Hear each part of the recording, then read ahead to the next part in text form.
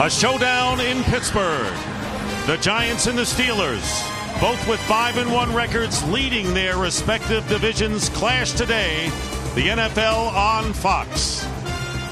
61 degrees as we start, but it is a windy afternoon in the Steel City. And welcome everyone to Pittsburgh. Dick Stockton along with Troy Aikman, and this game has all the ingredients going in. Recent Super Bowl champions, countless subplots, and two marquee quarterbacks coming from the same draft class in Eli Manning and Ben Roethlisberger. Troy. Yeah, two of the great young quarterbacks, and because they were both in the same draft class, the comparisons are going to be inevitable, and the comparisons occurred again this week, as you can imagine. But I don't think this game is so much about the quarterbacks as much as it is about these two defenses. When you look at the Steelers and the Giants defensively, both of these teams, the two best at getting after the quarterback and pressuring the quarterback. And although there are a lot of things that go into winning a football game, I think when we look back at this one, whichever team has protected their quarterback the best is going to be the team that wins. And speaking of those subplots, let's go down on the field and Pam Oliver. Pam. Well, Dick, both teams with wide receiver drama. Steelers coach Mike Tomlin did not hesitate to deactivate his number 2 receiver, Santonio Holmes. Police found marijuana in his car on Thursday, although he was not arrested. Now, as Jay Glazer reported in our pregame show, Plexico Burress will not start this game. Tom Coughlin made the move after Burress failed to show up for treatment on Saturday. Burress's side to me, he felt like he was no longer hurt. He practiced on Friday, so why go to treatment? As far as when he will get in this ball game today, Burress told me that coach told him, I'll let you know. Back to you. All right, Pam. And Tom Coughlin, who had a busy week in dealing with the Plexico Burress in his 13th season as NFL head coach. The Steelers will defer. There is Mike Tomlin in his second year and an impressive first season. So the Steelers will kick off, and that means they will get the ball at the start of the second half. Jeff Reed will kick off for Pittsburgh, and Ahmad Bradshaw will be back for the Giants. The Steelers wearing their throwback uniforms that they wore in the 60s.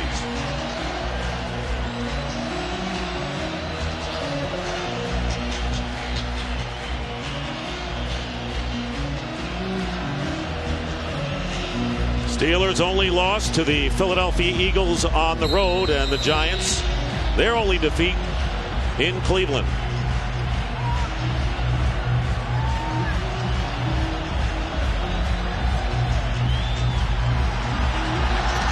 Game is underway, and the kick into the end zone, and it'll be a touchback, and the Giants will start from the 20-yard line. Eli Manning coming out for the Giants, his first appearance in Pittsburgh, and starting in place of Burress, Dominic Hickson at wide receiver, but a very solid offensive line, Troy. This offensive line is playing about as well as any offensive line in the National Football League. A group collectively that not too long ago wasn't regarded near as highly as what they are right now, but they've been exceptional for the last couple of years.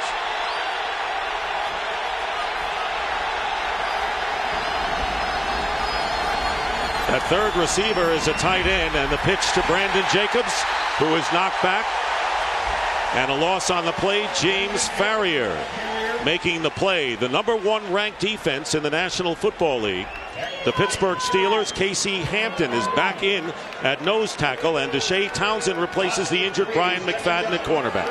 And I think Casey Hampton, him coming back and in the lineup today against a team that runs the football as well as what the Giants do, that's a great addition for this Steelers defense. Loss of 3 yards. Derek Ward has come in, and he is split wide right on 2nd and 13. Here comes pressure coming in untouched, but the pass to Derek Ward will get it out to the 21-yard line, which should bring up 3rd down and about 9 as Deshae Townsend makes the play.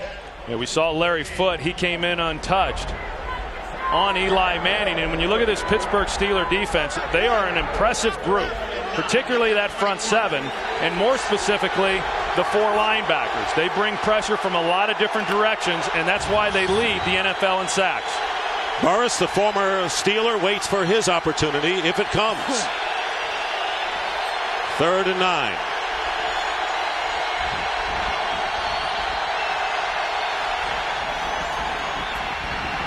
Manning gets it off, and the pass to Steve Smith is caught and appears to be close, but just short of the first down marker. Yeah, I think he's short, Dick, and that's disappointing for the Giants because they do a good job up front in protecting Eli Manning and allowing him to get the ball out without feeling pressure. But Steve Smith ran a short route, did not know the necessary distance in order to pick up the first down. And so although they get the completion, it's just not enough. So 3 and out for the Giants, and Jeff Fiegels will be kicking. And Mewelde Moore going back. Moore handling punt returns and will also be the chief running back for the Steelers today. Moore coming up and on the run from the 29 is finally put down shy of the 40-yard line by Chase Blackburn. So the Pittsburgh Steelers go on offense, led by Ben Roethlisberger, who was the 11th pick in that 04 draft.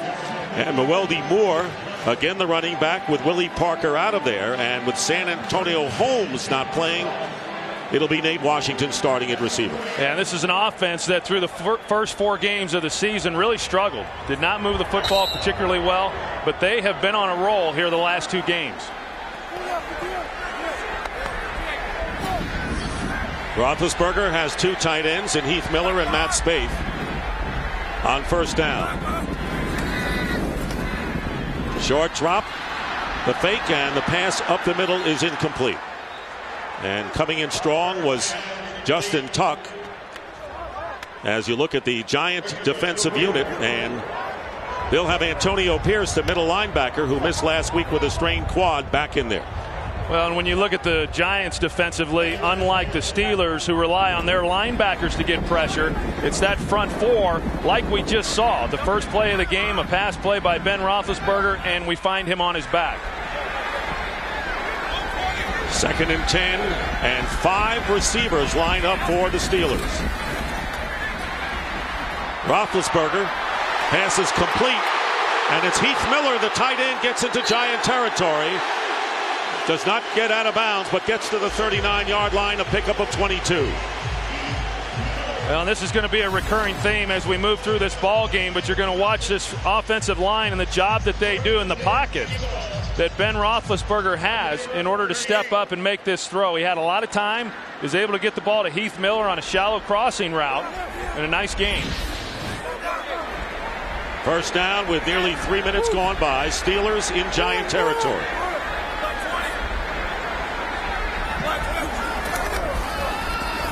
Mewelde Moore almost broke a tackle, but Moore picks up about 6 or 7 yards with Butler making the tackle. Moore with 3 touchdowns last week.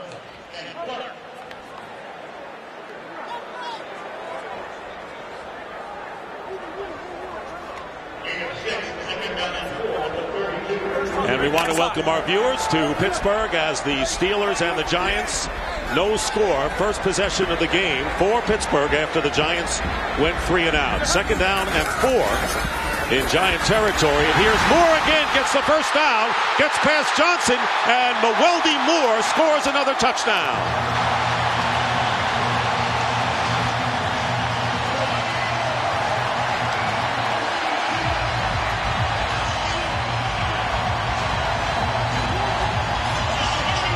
And this same thing almost happened on the previous play as well. The Giants are stacked up in the line.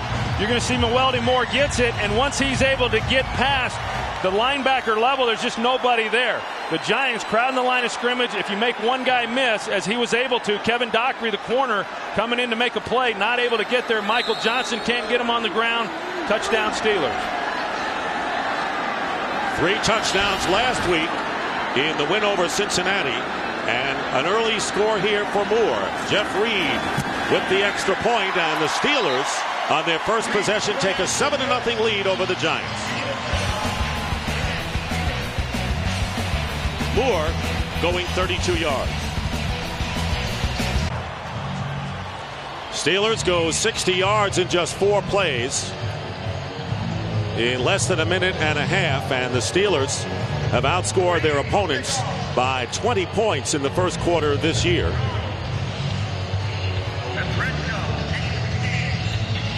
And Jeff Reed will get set to kick off again, and Ahmad Bradshaw will be back deep.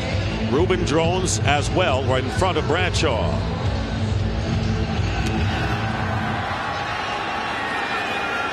And Bradshaw will run it out from a yard in the end zone. Breaks a tackle. And a good return by Ahmad Bradshaw up to the 37-yard line as Mewelde Moore with the touchdown for the Steelers, hugging Willie Parker out for the 4th game. Plexico Burress on the sideline, and again, it'll be Tom Coughlin's decision as to whether he gets in the game or not. I think most of the decisions come down to Tom Coughlin, don't they? Yes, and Mike Tomlin on the other side. And they both had to make hard decisions on their receivers in this game. First down on the 35. Eli Manning has time, and the pass is caught by Dominic Hickson with a first down and swings his way into Steeler territory. You know, we go back to that touchdown. You're going to see a bunch set right here. Nate Washington and Hines Ward, the wide receivers, do a great job of blocking down, but the key block was Heath Miller on Justin Tuck. You're going to see it right there, but Kevin Dockery, the corner for New York, he's got to be able to close that as he did, but he's got to be able to make the tackle. And here's a little better look at the block that Heath Miller had on Justin Tuck. And that 32-yard run matches the longest run from scrimmage for the Steelers this year. First down on the Steeler 48. Brandon Jacobs.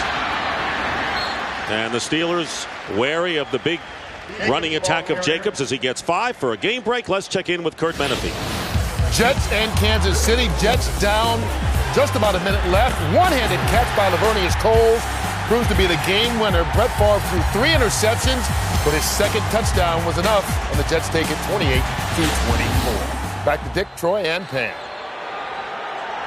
All right, Kurt, thank you very much. Chris Hoke has replaced Casey Hampton at nose tackle. Hoke had been the starter the last 3 games. Second down and 5. Play fake, pressure on Manning, but he completes it to the fullback. No, Madison Hitchcock cannot hold on, incomplete, and it'll be 3rd and 5. And we talk about these defensive linebackers. Lamar Woodley, a second-year player who comes into this game with 7.5 sacks, and he comes right up the middle and is able to get pressure on Eli Manning. And what happens is, a lot of times you'd like to see a linebacker get through without any blocker, but what happens a lot of the time is there is a blocker on him, but Pittsburgh is so good at winning the one-on-one matchups, as we saw there from Lamar Woodley. Steelers have had a history of outstanding linebacker tandems. Now it's 3rd down and 5.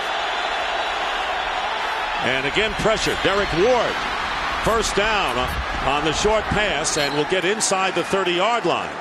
So again, the pressure on Manning, and making the tackle Tyrone Carter. Well, you can see what the Giants are trying to do, and rightfully so. They don't want Eli Manning standing back in the pocket holding the football. They want to get it out as quickly as possible. Kevin Gilbride knows what this defense is all about. They're built on pressure in the quarterback, run the football. They're in a great position in having such a dominant running game and taking some of the pressure off of this passing game, as well as Eli Manning. 17-yard gain. And a first down on the 26. Jacobs, nothing there. Taking a look at the NFC East standings, and the Cowboys held on to defeat Tampa Bay. The Redskins got a little scare from the Lions earlier, Troy, and the Eagles won. So the Giants looking to keep pace and keep their lead in the NFC East. Well, keep pace within the NFC East, and then knowing that a big game within their division looms next week against the Dallas Cowboys in New York. Second down and 10. Manning has thrown only 1 incompletion. And here is Jacobs again up the middle, and he gets to the 21.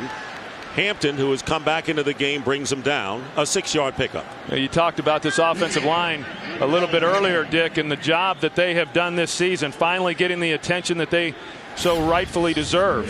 And if you think back, the fact that there has not been a Pro Bowl offensive lineman since 2001, and that was Ron Stone, is really surprising because this has been one of the best running offensive teams in the league for the past several years. Usually a Pro Bowl selection comes from that. I'd be surprised if we don't have at least one this year. David Deal back after back spasms. Had him questionable during the week. 3rd down and 4. And this pass is caught by Steve Smith. And the Giants get down to about the 10-yard line. Moving the ball with short passes. A 10-yard pickup. And it'll be 1st down again for the Giants. Now Steve Smith has become such a great ally to Eli Manning. He looks for him on 3rd downs. This is where a number of his catches come in when they go to the 3 wide sets. Coming into this game, Steve Smith leads the team in receptions. That tells you how valuable he has been in moving the chains. Has great quickness, is able to get separation. Not a lot of speed, but they use him in the slot position. He does a nice job for him. They don't go for him for the big plays, but they get the clutch plays from him. For 1st and goal just inside the 10. Here is Jacobs, fumbles the ball. And let's see whether Kareem McKenzie pounced on it. And it appears that he did. The Giants have been pretty fortunate.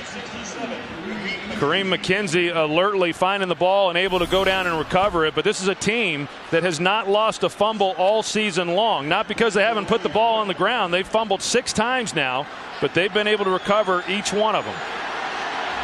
I know in talking with Tom Coughlin, as is the case with every ball game, you get down here inside the red zone, touchdowns in a game like this are big.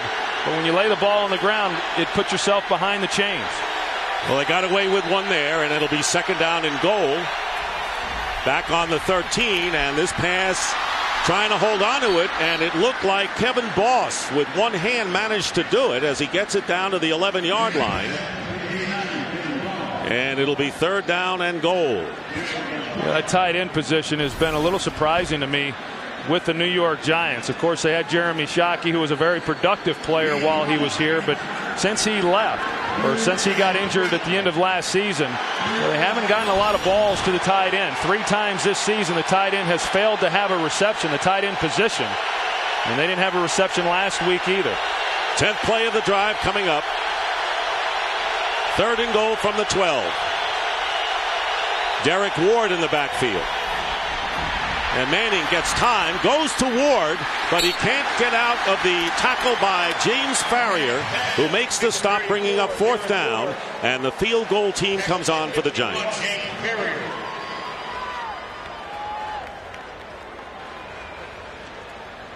I tell you, James Harrison doing a good job coming off the edge, as he does every week. He's an impressive figure in getting pressure, but he forced Eli Manning to probably get rid of that football a little bit earlier than what he would have liked. And here we've got John Carney, who only has 1 missed field goal this year. That was the block last week against the 49ers. At 44, he's been solid. 26-yard field goal. And the Giants come back to score, and it's now 7-3 game with 4:39 to go in the first. So the Steelers hold on Farrier's tackle, and they lead by 4. Kevin Gilbride with Eli Manning. The Giants get 3 out of it on the 57-yard drive on Carney's field goal. And right now the Steelers will get it again. And we had some winds gusting early in the game, and as the afternoon goes on, they're expected to increase. And we may even have clouds come over, although no evidence yet, and possibly a shower in the forecast. John Carney will kick off.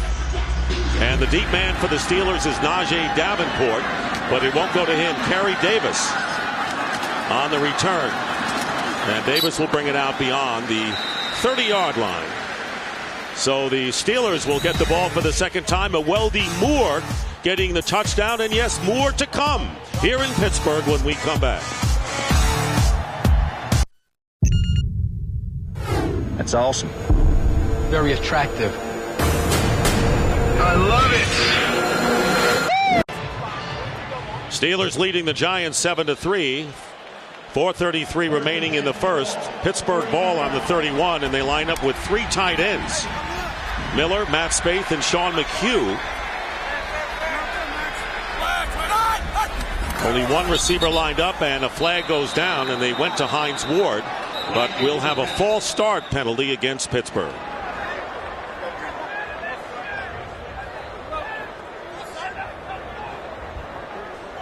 False start. Number 86, offense. 5-yard penalty. First down. Bill Carollo, our referee, now in his 20th season. Early game headliners, Drew Brees. 3 touchdowns in London as the Saints beat the Chargers. Brian Westbrook coming back in action, getting 2 touchdowns for the Eagles. Santana Moss as a receiver, a big day, and an 80-yard punt return for a touchdown as well. You just kind of thought going into that game that Drew Brees was going to play well against his former team. First down and 15 with the empty backfield. Roethlisberger still trying to find a receiver, and he does, close to the 40-yard line. The catch made by Hines Ward, and close to the first down, maybe shy by a half a yard. We're going to see Hines Ward. He expects the ball there, but it doesn't come out. He keeps himself alive. He keeps working across the field. Ben Roethlisberger able to find him, and the reason was because he keeps this play alive. He's in the line of scrimmage, and this is what he does. Sometimes he'll retreat in the pocket. That's one of the reasons why he's one of the most sacked quarterbacks in the league. But with that, he's able to make plays like he did there. And Ward, the leading receiver on the Steelers. 2nd down and 1 with under 4 minutes to go. Welby Moore and the Giants gang up on him. And let's see if the forward progress will be sufficient as Brian Keel, the rookie, making his 2nd start, and Michael Johnson forced the play. It is a first down for the Steelers.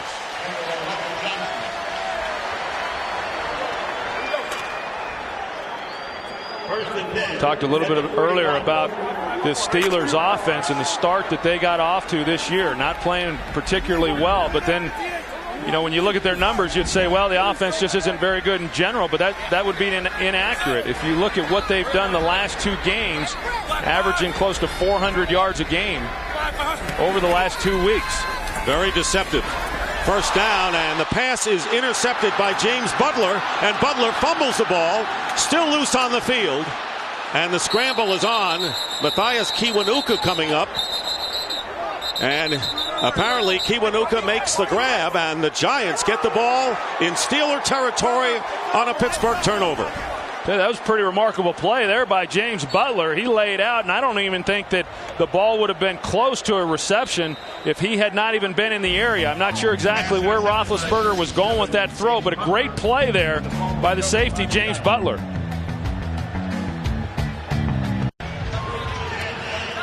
Ben Roethlisberger throwing his 4th interception of the season, and the Giants with an opportunity. Butler with his first pick of the year. And a first down on the 42 of the Steelers. Eli Manning back in action at quarterback, has completed 7 of 8. And now 8 out of 9 as he gets it to Kevin Boss, the tight end, who is free at the far sideline, and he picks up 15. Go back and take a look at the interception that was made.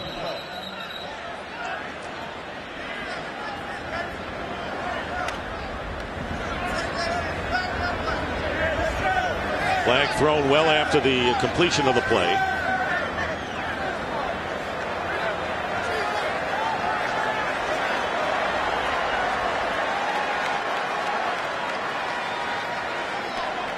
After the play was over, personal foul, late hit, 87 on the offense.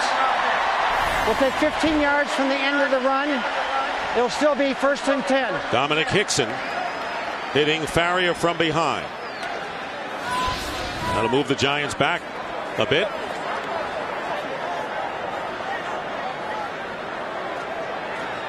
And they will get it back to the 42-yard line.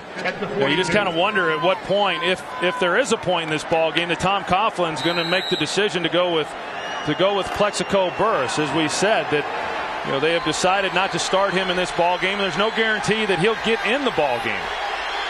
Santonio Holmes inactive for this game on the Steelers side. First down at the 42 following the penalty. And Manning's pass to Amani Toomer, his first catch of the game, is complete to the 33. Well, now we'll get back to the interception that Ben Roethlisberger had. And as you're going to see, Hines Ward is going to be the one running the route. But where this ball is released, the ball was going to be well behind him. It's a great athletic play there by James Butler. But even if he had not been there to make the interception, that ball was not going to be anywhere close. I don't know if it was a miscommunication, you know, with Ben Roethlisberger as well as Hines Ward, but just not very good execution, but a nice turnover by the Giants, a team that came into this game with last in the National Football League with turnovers, gets one there. And leading in rushing yardage, and on 2nd and 1 and trying to grab the ball away from Brandon Jacobs was Lamar Woodley, to no avail, and the Giants with a first down on the Steeler 26, a 7-yard pickup for Jacobs. And this is going to be a physical battle in terms of trying to run the football against this Pittsburgh defense. And, you know, as good as Pittsburgh has been, I'm not real sure that they have faced an offense that is as good as what the New York Giants are, and as good as the Giants have been offensively. I know they haven't faced a defense as good as what they're seeing today in the Pittsburgh Steelers. I think both teams are stepping up in class in facing each other in this game. First down as we have under a minute and a half to go in the first quarter. And here is Brandon Jacobs getting some running room off the left side, still on his feet and driving within 1.5 yards of first down yardage. Ryan Clark, the free safety, missed him, and a 9-yard pickup, making it 2nd and 1. Well, you just know that Brandon Jacobs, this is the type of game that he likes. I mean, he loves contact. Ryan Clark comes in, he tries to make a play on him. Brandon Jacobs outweighs him by about 75 pounds. He outweighs some of these defensive linemen as well. But he's a big physical runner, as we all know. He's hard to get to the ground, and probably more importantly, he's a pretty elusive back, too, for a guy his size. Half a minute remaining in the first quarter. And here's Derek Ward, the change of pace running back, and he's very close to another Giant first down. Ward, the ball carrier. Mike Tomlin, who said about his team that he's proud that they've overcome injuries to have the record they have, and they've shown the characteristics of being a great team. And he used that term, Troy, because of their road record, 3-1 so far. Well, I thought he made a great point just in stating that the great teams are the teams that are able to overcome injury, and not just this season, but in earlier years also. At the end of the season, when you look at the teams that have advanced and gone on to the playoffs and go on to win a world championship, those are the teams that were able to overcome some of the distractions, overcome the injuries that occurred inevitably with every football team. Pittsburgh's had their share here this early in the year, but they've been able to fill them with players that have stepped up and have done a great job. You can see that the Giants are short by that much, and that's something the Steelers couldn't do last year, which is why they faltered at the end. 12 seconds on the clock in the first quarter. It'll be 3rd down and inches. 3rd down. Almost even in the rush pass play calling here in the first quarter for the Giants. And I think that's the real key. I mean, as much as the Giants want to run the football, I think in a game like this, you've got to try to stay balanced. This is a defense that if you get too one-sided, they can certainly shut that down. Well, they got Brandon Jacobs back there, and it's a quarterback sneak, and it'll be sufficient for the first down as Eli Manning gets to the 15-yard line. That's the end of the first quarter. Steelers lead it 7-3. Start of the second quarter in Pittsburgh. The Steelers lead. The Giants threaten. And Eli Manning couldn't ask for more in the protection department. And because they've protected him as well as what they had there in that first quarter, Eli Manning off to a heck of a start right now in this ball game. And I think that the start of this game has been important to him. He's coming off maybe his least productive game offensively last week. He had the interceptions against Cleveland 2 weeks ago, but did not play well last week against the 49ers. Giants had the ball for 8.5 minutes more than the Steelers in the first quarter. First down from the 15. Breaking a tackle is Brandon Jacobs as he gets inside the 5 before Ryan Clark hauls him down. A pickup of 13. Well, the Steelers are able to get some pressure in the backfield. Brett Kiesel, he's going to come through, and he gets some pressure there, but you can't get Jacobs to the ground with just an arm tackle. And then on the back end of that, Ryan Clark. Ryan Clark's gotten run over a couple times now in this game. Now the Giants bring in Michael Matthews as a second tight end. 8th play of this drive. First and goal from the 2. Pressure up the middle on Manning, and his toss is tipped away by Troy Polamalu, playing after suffering the concussion last week. Good play by the Steelers' strong safety. Boy, it was a good play because of where he initially lined up. And he anticipated, you're going to see him here, but he anticipates pass. He works that way, sees Jacobs going, and is able to get underneath that throw. Eli Manning not able to see him, nor would he be expected to see him in that coverage. Fortunate that that was not an interception. Giants spread it out with 3 wide receivers, including Steve Smith to the bottom. 2nd and goal.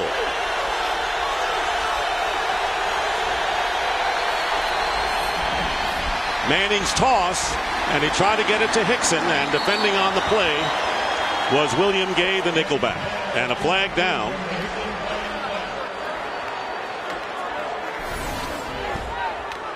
Looked like Eli Manning Offside. might have had a chance for Steve Smith. Number 56, lined up in the neutral zone, half the distance to the goal. Replay, 2nd down. Lamar Woodley, Steeler linebacker, lining up in the neutral zone. Well, this is such an aggressive defensive front, linebacking core. They came up in the gaps. They want to get pressure on Eli Manning. They're anticipating snap count. Eli doing a good job mixing up snap count. Sometimes that's hard on the road for an offensive line to hang in there. 4 down linemen for the Steelers. 2nd and goal, and Brandon Jacobs is stopped short. And it'll bring up 3rd down and goal. Giants looking to take the lead with a touchdown here. Ryan Clark has had an extremely active first half thus far. Well, he's a heck of a football player, and he comes into this game second on the team, you know, in tackles. That's sometimes not good when your safety is that high, but most of his tackles are up around the line of scrimmage. 10th play of the drive upcoming. Brandon Jacobs gets the handoff, and he'll go over the touchdown. The right arm with the ball across the plane, and a touchdown signal is given. You're just going to see when contact is made with Brandon Jacobs there and how he is able to keep moving forward. Now, was the ball across the line prior to him being down? And a challenge has been issued. Yeah, it looks to me, Dick, that you've got to determine where the ball is when his elbow was on the ground. And I'm not certain that that the ball was then across the goal line. I don't think there was any question that he was stopped before he got over the goal line. And were his knees down. Pittsburgh is challenging the ruling on the field that it was a touchdown. We'll review the play. Yeah, contact made about the 3-yard line. I mean, it's just a great example as to how big this guy is. But the knee or the elbow's down, the ball there is not across the goal line. I don't think this is going to be a touchdown.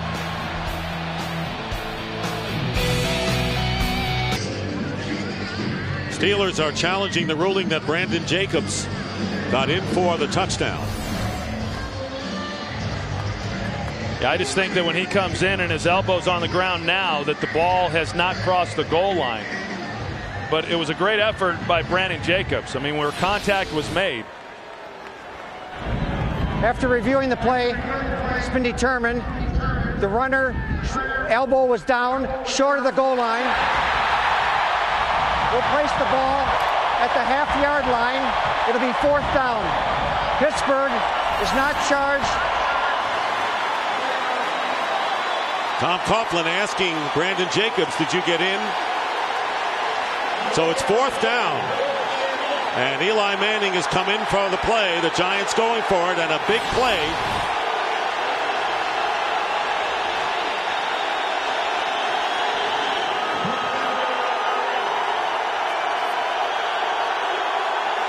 Noise is a factor, and for the Giants, Kevin Booth, number 77, will line up as an eligible receiver.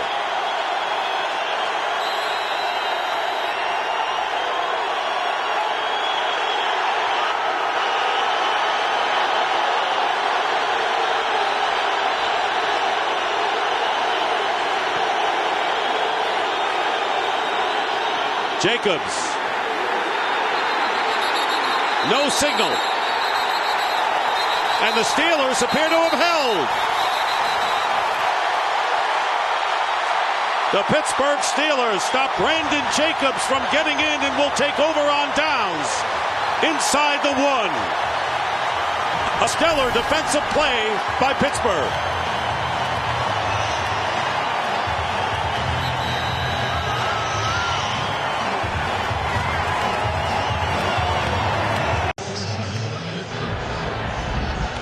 New York Giants are challenging the ruling on the field. That was a touchdown. We'll review the play. So a rarity, 2 challenges pretty close to one another. And the Giants challenging this one. Well, you're going to see the play here with Brandon Jacobs. Ryan Clark comes in and he's able to slow him down before he gets to the line. The problem is I don't know how there's going to be any kind of view for these officials to look at to determine whether or not the ball actually crossed the plane. And this, I don't agree with the challenge by Tom Coughlin. I guess you get down here, maybe it's worth in the first half going ahead and it's a scoring play. Why not take a chance? Otherwise, you're giving the ball back to Pittsburgh. But I would be shocked if this is overturned, just because I don't think there's going to be any definitive view. You can see all the bodies in there. It's hard to determine where the ball is and whether or not that crossed the goal line. Troy, the defender that really slowed down Jacobs, was Ryan Clark, again making a big play. Remember, Clark played his first 2 years with the Giants before going to the Redskins for a couple of years before coming to Pittsburgh. And he may have slowed up Jacobs just enough so he couldn't get the ball over. Well, they got a great push on the inside, and Ryan Clark, if it was just him, he makes a nice play. But if it's just him, he's not going to keep Jacobs from getting in the end zone. You're going to see the bodies, the mass right there in the middle. And a big part of that was because of Casey Hampton there in the middle of the defense, holding everything up. What a great goal line stand there by this Pittsburgh defense. Giants thought that they had scored a touchdown and taken the lead, and Mike Tomlin challenged it and won the challenge. And now Tom Coughlin challenging the call that the Steelers had stopped Brandon Jacobs on 4th and inches. Well, what a play by Ryan Clark as well. And you know, this is a Pittsburgh team that last year struggled down the stretch, lost 4 of their last 5 games, including on the home game here against Jacksonville in the playoffs. And part of that, quite frankly, was because of some of the injuries that they had, and Ryan Clark was one of those that was injured last year. And I know they're happy to have him back playing now. It was a great play that he had on that goal line stand, and he's been very active here in this first half. Missed 10 games, had the spleen removed. And I'll tell you what we've seen here inside the 5-yard line, Troy, is illustrates the kind of grueling, tenacious game that we're seeing with these teams. And here is Bill Carollo. After reviewing the play stands is called. Short of the goal line. The ball goes over and downs. Pittsburgh, first down.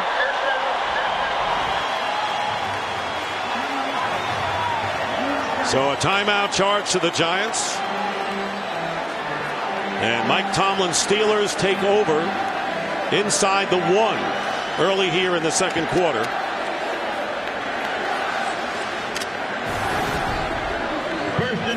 And Roethlisberger has thrown an interception. Mewelde Moore has scored a touchdown. Hines Ward has 1 catch. Sometimes you get down here like an offense and everyone's thinking about just getting the ball off the goal line. Sometimes play action here is the best thing you can do on first down.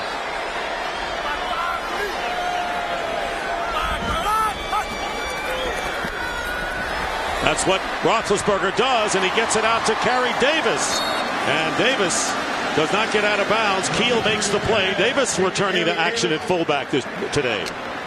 And when you do go play action, you're putting a lot of trust in that quarterback that he's going to get the ball out, and you're putting just as much trust in the offensive line that they're going to give him enough time to get the ball out. Bruce Arians, one of the better offensive coordinators in the league.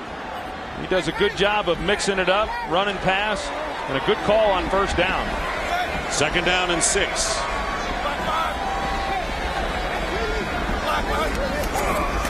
Here's Mewelde Moore, and the Giants knock him back as Justin Tuck gets to Moore immediately on the play. No gain.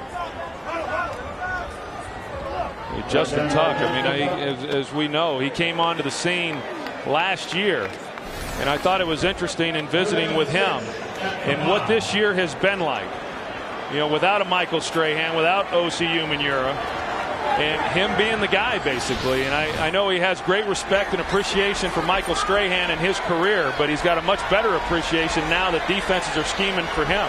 5 defensive backs for the Giants. Dave Tollefson, number 71, has come in up front. 3rd down and 6. From the end zone, the slant is off the hands of Limas Swede. And Corey Webster with the alert defensive play. 4th down, and now Mitch Berger will have to kick from the back of his end zone. Well, I think this is where you miss Antonio Holmes. I mean, when you go to your 3 wide sets, and then you've got Limas Swede, who's a young player, a rookie, and still learning the game, and he's the guy who they're going to get single covered, and he's not able to then make a play for you. Dominic Hickson already on the 46 of the Steelers on the return. Hickson getting to the 20 and inside the 20-yard line. Mitch Berger, the Steeler punter, makes the tackle, and the Giants will have solid field position just inside the 20, and Plexico Burress comes onto the field for the first time today. I think after not getting that touchdown on fourth and short, not that he had anything to do with it, but I think then as a head coach you start looking at the game a little bit differently. You say, hey, how about getting our playmakers out there on the field? And I think Plexico's been punished enough. Let's see what he can do for us. Not starting today because he missed a treatment for his ailing neck at the end of the week, but here he is, the former Steeler, lined up at the top. 1st down on the 19 of the Steelers. Derek Ward, the running back, and he gets the handoff. And Ward fighting his way down to about the 17, picking up 3. Well, it's a great job by the Giants defensively after their offense fails to get the touchdown on 4th and inches and give the ball to Pittsburgh and then go 3 and out. And a good punt return there by Dominic Hickson. And now they're right back in position inside the 20-yard line. 2nd down and 8. Burress again lines up at the top. They're going empty backfield here. Burress defended by Ike Taylor.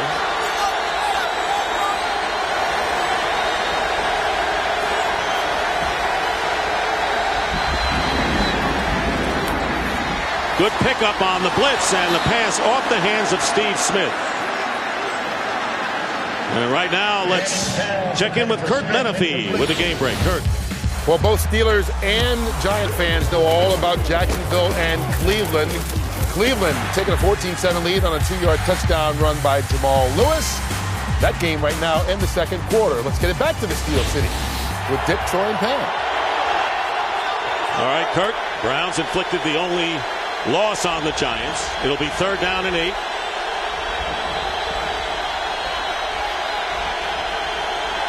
One of the great home crowds in the NFL here in Pittsburgh. Pressure on Manning, and has to get rid of it in a hurry. Smith was the closest receiver, and good rush that time by James Harrison. Yeah, Eli Manning, he didn't even have a chance to try to find a receiver. James Harrison is able to come free, right up the middle. They try to fan out, but the left guard, Rich Seibert, he's not able to get there in time to make the block.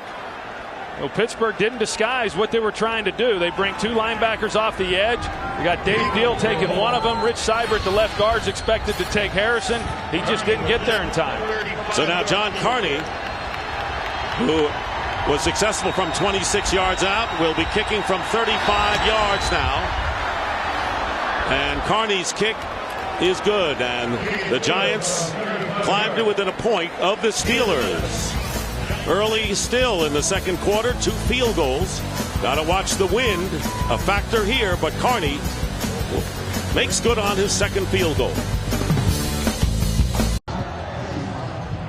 Rare numbers on a scoring drive. 4 plays, only 2 yards. And Hickson's punt return setting up a field goal. But the Giants have been in the red zone 3 times in this game. Have managed 2 field goals, were stopped on 4th and inches, and no wonder Burress came into the game. Well, now, as I said, Tom Coughlin, hey, that's going to be the difference in this ball game. The Pittsburgh defense, one of the best in the league, stopping people from scoring touchdowns down there. And the ball kicked by Carney off the hands of Najee Davenport will be downed in the end zone for a touchback. 7-6, Steelers lead. 10.5 to go in the second. Some of the early game start. Jason Campbell, he did not throw an interception once again. None this year. D'Angelo Williams, 108 yards as Carolina won. And Ted Ginn Jr. as the Miami Dolphins upset the Buffalo Bills. 1st and 10 for the Steelers from the 20-yard line, leading 7-6.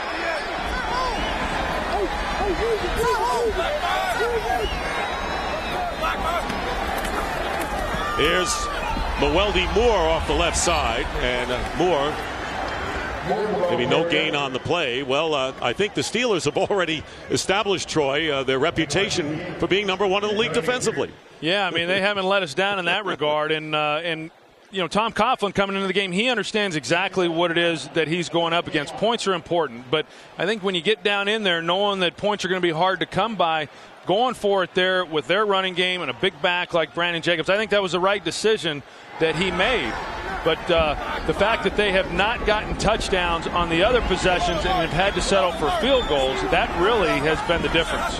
At goal line stand, the big play of the game is Moore bursts forward and brings it out close to the 25. Brian Keel is there after a pickup of 5. Mewelde Moore, he's been an interesting story here over the last couple of games for the Steelers team. He was brought in primarily a third down back and exceptional hands, runs good routes, but he has had to play because of the injuries to Willie Parker and then Rashard Mendenhall, the rookie, going on IR. But Mewelde Moore, whether it's been here this year or even when he was with the Minnesota Vikings, it seems that whenever he's been given an opportunity, he's always made the most of it. He's been very productive with the limited opportunities that he's had. 3 big games in a row for Moore. And on 3rd and 5 out of the shotgun, here's the pass, and it's dropped by Moore. Mewelde Moore, who has been one of the outstanding backs, and there is a flag down at catching out of the backfield. Dropped it there, but a flag goes down at the 43. Well, I think the flag's going to be on Kenny Phillips, the safety. There was a big hit at the end of that play, and couldn't tell from here whether or not he led with the crown of his helmet or not. You're going to see the throw, Antonio Pierce there in coverage. And he came in with the shoulder. It was a shoulder to the helmet contact. Personal foul, unnecessary roughness, number 21. A hit on a defenseless receiver. 15-yard penalty from the previous spot.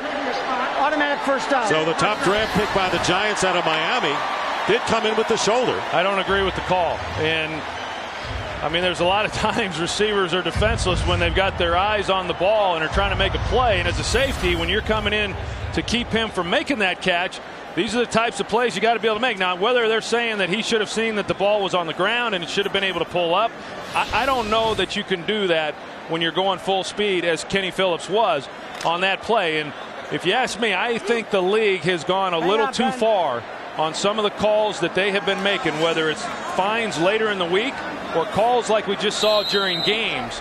I think it's a real slippery slope, and I'm a little concerned right now with what exactly you tell some of these defensive players. Call was made right in front of the Giants bench, and they reacted immediately. So the 15-yard penalty and a first down at the 40. Roethlisberger pump fake and going deep for Nate Washington. And the pass a bit behind him as Kevin Dockery and James Butler were back there defending. Well, that's a hard one to get out there, even when you got as big an arm as what Ben Roethlisberger has. Nate Washington, this guy can flat out fly down the field. You can see how much ground he's making up. He went right by James Butler, and had Roethlisberger been able to get the ball out there far enough, pretty easy touchdown. But boy, when you drop back and you allow a guy like Washington with that kind of speed to get that far down the field, it's asking a lot on a quarterback to get it out far enough. Caught a 50-yard touchdown pass last week against the Bengals. 2nd and 10 at the 40. Roethlisberger's numbers. And the handoff is to Gary Russell. And Russell with a good burst gets close to midfield as the Steelers obviously thin at the running back position. Keel and Michael Johnson make the tackle, a gain of 8 for Russell. You think back to that penalty now on Kenny Phillips and how something like that, can really change the complexion of a ball game. Certainly has this series. In setting Pittsburgh up pretty well here in the middle of the field. Noeldi Moore remains on the sidelines. It'll be 3rd down and 2.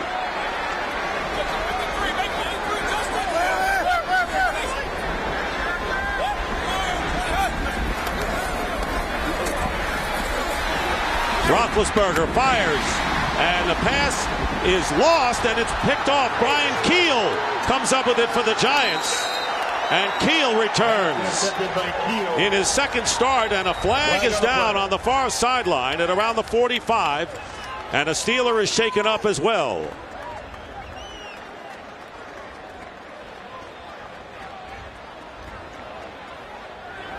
Nate Washington coming off on his own power for the Steelers, and a conference at the 45. Well, I tell you, that was a big hit too. Nate Washington coming across, and James Butler, the one there who lays him out, and Brian Keel, the rookie. I mean, a great job on his part just following the play of the ball, and he comes back to help and make a play, and then all of a sudden the ball's in his hands and he comes up with the interception. And let's see if Russell on the horse collar. There are 2 fouls in the play, and both on the offense. Offside, number 18 on the offense. That penalty is declined. Personal foul, horse collar on the tackle, number 33. That penalty will be accepted. Walked off 15 yards from the dead ball spot. So Dallas Baker is number 81 with the offside penalty, but it's Gary Russell on the horse collar, as Washington being tended to on the sideline, and the Giants with the interception there, second of the game. Well, and this is a real concern right now for Pittsburgh. If Nate Washington is injured seriously and is unable to play, because of what we already know, Santonio Holmes is not here today. He's not playing. They're already short at the wide receiver position. There's the horse collar. But a good defensive play. We're seeing a lot of big hits in this first half. Not that we didn't expect it. When you got 2 defensive teams coming in, with the resume that they have, it's going to be physical. So 2 interceptions, and the hit by Butler jarred the ball loose so that Keel could pick it off. I wonder if he was defenseless. I mean, you could make that case. I mean, the receivers are always turned with their heads back to the line of scrimmage when they're getting hit. So a first down at the 29 of the Steelers. Giants' 4th trip in the red zone, or close to it, as Brandon Jacobs. And it takes 6 Steelers to bring him down at the 23. And a gain of 6. For a game break, here's Kurt Menefee. All right, the Cincinnati Bengals still looking for their first win of the year on the road at Houston. Not going to happen this way. Wide open is David Anderson, and he makes a 6-yard grab from Matt Schaub, and it's a 14-6 Texans lead at halftime. Back to Dick, Troy, and Pam. All right, Kurt. So there you see the Giants' average starting position has been in Pittsburgh territory throughout the game. 2nd down and 4. Smith in motion. Pressure up the middle. Brandon Jacobs gets caught from behind, and it's Brett Kiesel making the play, the right defensive end, and a loss of a yard. And I got to tell you, Brett Kiesel, in my opinion, is really one of the great players in this league. I mean, this is a guy, an emotional leader. He missed some time. Him being back has really given this defense a lift. Not a guy who you see with a lot of sacks, but someone who's very disruptive, runs sideline to sideline. Extremely versatile player. Well, Plexico Burress in the lineup, and he is defended by Ike Taylor, 3rd and 5.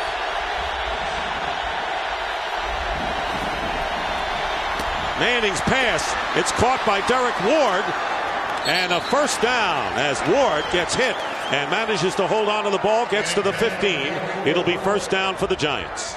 Well, they run everybody else deep. They give Derek Ward some room to work underneath the field. He lines up out here, as you're going to see, and he's going to run the crossing route. And they've been putting Polamalu on the running back when they have split out. He was on Madison Hedgecock a little bit earlier. but they run him on an easy drag route, clear the middle of the field, and then it's just a matter of whether or not Troy Polamalu can get there in time to make a play. And when he's as deep as he was, that's difficult to do. 25 of the 30 plays run by the Giants in Steeler territory.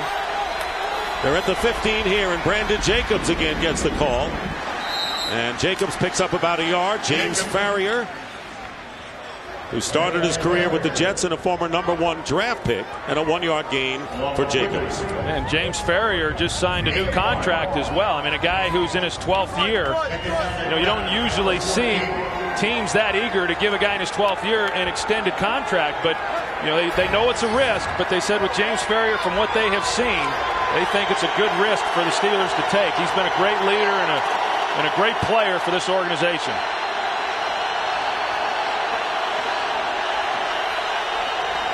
Second down and 9.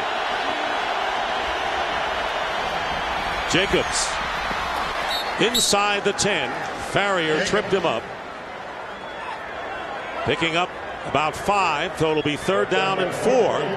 So once again, the Steelers defense been on the field for nearly 18 minutes of this first half, trying to stop the Giants once again. And I think when you look at the Giants and what they've been able to do running the football, they're bringing Casey Hampton out, which looks like he's a little shook up. And he's coming back off his injury. The Giants aren't getting a lot of big gains in their running game, but I think they're very effective in how they've been able to run the football. And the Giants will call a timeout. It'll be their second timeout of the first half. The first due to a lost challenge, and we'll be right back. Giants calling their second timeout, 3rd down and 4. And the Steelers will line up with 2 defensive linemen up front, Aaron Smith and Brent Kiesel. And 6 defensive backs. Yeah, they've got their group that they're anticipating pass, and as they should. And they're going to try to apply as much pressure as possible here on Eli Manning.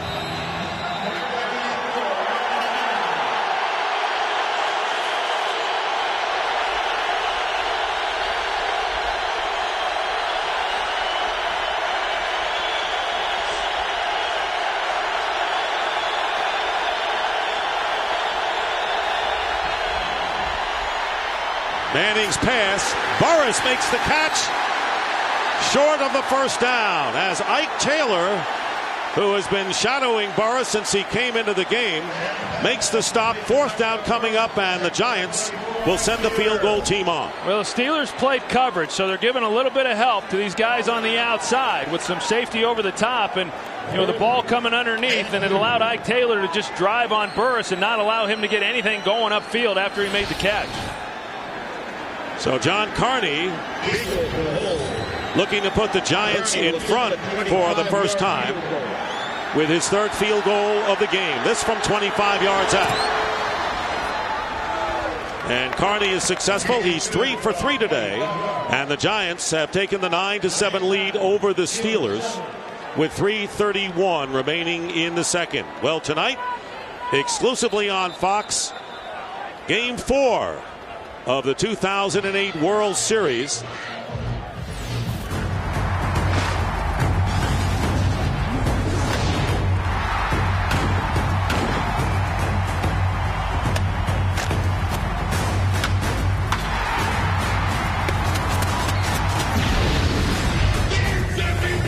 And the Phillies lead 2-1. They'll be home tonight. Andy Sonnenstein. Impressive young right-hander Joe Blanton. Sonnenstein is 2-0 in 2 playoff appearances. And Joe Blanton, who was acquired from the Oakland A's in July and was 4-0 down the stretch, has won his only decision in postseason. So it's the Phillies and the Rays, Game 4 tonight on Fox. Joe Buck and Tim McCarver will be in Philadelphia for that game. That was a great game last night that they had, and just because of the weather delay, I know I didn't get to see the end of it, but for those that didn't, boy, what a great ending that one had. 1-run win for the Phillies. There's Ben Roethlisberger getting set to go back to work. Giants leading, and Najee Davenport standing on the goal line for the Steelers. Davenport from the 2. And he doesn't get beyond the 22 as Ruben Drones brings him down. Defensive game thus far, both sides. Well, the whole key is really trying to get pressure on Ben Roethlisberger. They've been able to do that, but they've been aggressive on the back end. As you see there, James Butler making the big hit, Brian Kill there to make a play. And when you get into big games like this, and even though this is an interconference game, it's a big game for both teams. You know, teams tend to pick it up a little bit. You see the physicality in this first half and the way that both of these clubs have really gotten after it. 2 interceptions by the Giants and a goal line stand by the Steelers. First down at the 23 for Pittsburgh. Roethlisberger nowhere to go, and the pocket just collapsed as we send it down to Pam Oliver on the Giant defense. Yeah, Dick, it was the Giants' defensive goal to match the Steelers' defense tit for tat. We're talking pride. Steve Spagnuolo said it's key for us to be just as physical and just as intense when we're defending as the Steelers are when they're defending. Justin Tuck has made it a point to pep up the offense, though, when they change sides after they've had to settle for field goals. All right, Pam, and that is the 6th sack of the year for Justin Tuck. Second down and 16.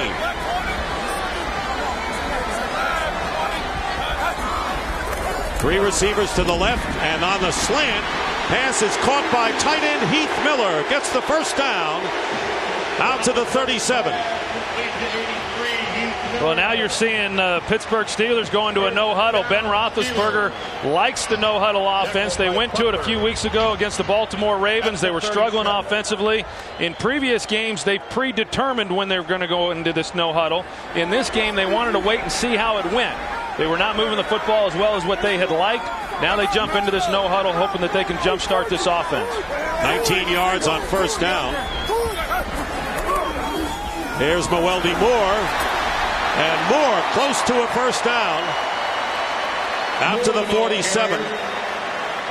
And we're down to the 2-minute warning here in Pittsburgh. It's been a defensive struggle all the way. But the Giants up by 2. Well, you're going to see a handoff here by Ben Roethlisberger. You can see his thumb. And I don't know if maybe he had hurt this on the previous play or what exactly happened, but as soon as he makes the handoff there to Mewelde Moore, he immediately runs over to the sidelines, and that's when they began to tape up his thumb. Now, it's on his left hand, and so it should not affect him in terms of taking snaps, and certainly won't affect him throwing the football. Second down and 1 on the 46. Give this to Mewelde Moore, and Moore with an impressive run up the middle gets inside the Giant 45-yard line, picking up 10 yards. And by the way, Nate Washington, who was shaken up earlier on the last series, is back in the lineup as the Steelers call their first timeout. Coming up on the Visa halftime report, Kurt, Terry, Howie, Michael, and Jimmy will have scores and highlights from around the league, and the Fox Sports ticker will keep you updated with up-to-the-second stats. So Mewelde Moore, in 8 carries, has 63 yards, including a 32-yard touchdown run, averaging nearly 8 yards a clip. Well, and I tell you, Mewelde Moore, he's having some fun here over the last 2.5 ball games. I mean, for an offense that had not been running the football very well. I mean, they even when Willie Parker was playing, and they had not run the ball well, but the last 2 weeks they've run it exceptionally well. And a big part of that was because of Mewelde Moore. Now, when Willie Parker's healthy and back, and that'll probably be next week, he will be the starter. Lima Swede, number 14, lines up to the right, to the bottom of your picture on first down. Roethlisberger, and the pass is caught by Hines Ward, who is hit about 4 yards or so shy of the first down by Kevin Dockery, the nickelback. And you see the way that Pittsburgh's running this no-huddle. They don't have to yell all the way out to the wide receivers. The wide receivers come by and they get the play. And now we've got another injury with the Giants. Kevin Dockery, who last week came in for Aaron Ross, who had a rugged last couple of weeks for several series, and now Dockery is shaken up. And the Giants forced to use their third and final timeout of the half.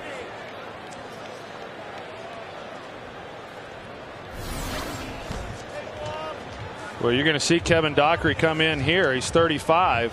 And what exactly happens at the end of that play? He comes in and I don't know if he got rolled up on or he didn't even have to get involved in the play. And the play was pretty much over, but he came in anyway. I'm not sure exactly, what it was. But if he's unable to go as well, I mean, this is a group in the secondary. Sam Madison is inactive today, as is R.W. McQuarters. So if Kevin Dockery cannot go, then they've got one other defensive back in Terrell Thomas, who's a rookie. So they work on Kevin Dockery, and while we have a moment, let's go out to Los Angeles. Kurt Menefee in a game break. Mike Singletary making his debut as the interim coach for the San Francisco 49ers, seeing similar results as Mike Nolan so far. This on 4th down with 40 seconds to go in the first half. J.T. O'Sullivan picked off by Josh Wilson, who takes it all the way back. It is Seattle trying to get their second win of the season, up 20-3, heading towards halftime at Candlestick. Back to Dick, Troy, and Pam. Rough year for Seattle, but the Seahawks off to the good start. Let's take a look at next week's doubleheader lineup. The Packers and the Titans. That's a good one at 1 o'clock. Pregame show begins at noon Eastern time. That's the lineup, and the big game, and we've already touched on it, the Cowboys and the Giants. Well, that'll be a big game. It'll really be a big game if the Giants are unable to take care of business here in Pittsburgh. But regardless, when you start looking at that division as to who's going to emerge and who's going to win it, pretty important ball game between both those teams. Dockery is being taken off, and Terrell Thomas will replace him in the Giant lineup. And what a division it is, Troy. The Eagles are 4-3, and they're in last place right now in the NFC East. I mean, you just think back to last year, and 3 teams coming out of that division making the playoffs. Cowboys winning the division. The Giants, as a wild card, they obviously go on and win the Super Bowl. But the Philadelphia Eagles, who finished last year, had a .500 record. 2nd down and 4 on the Giants 38. Steelers trailing the Giants by 2.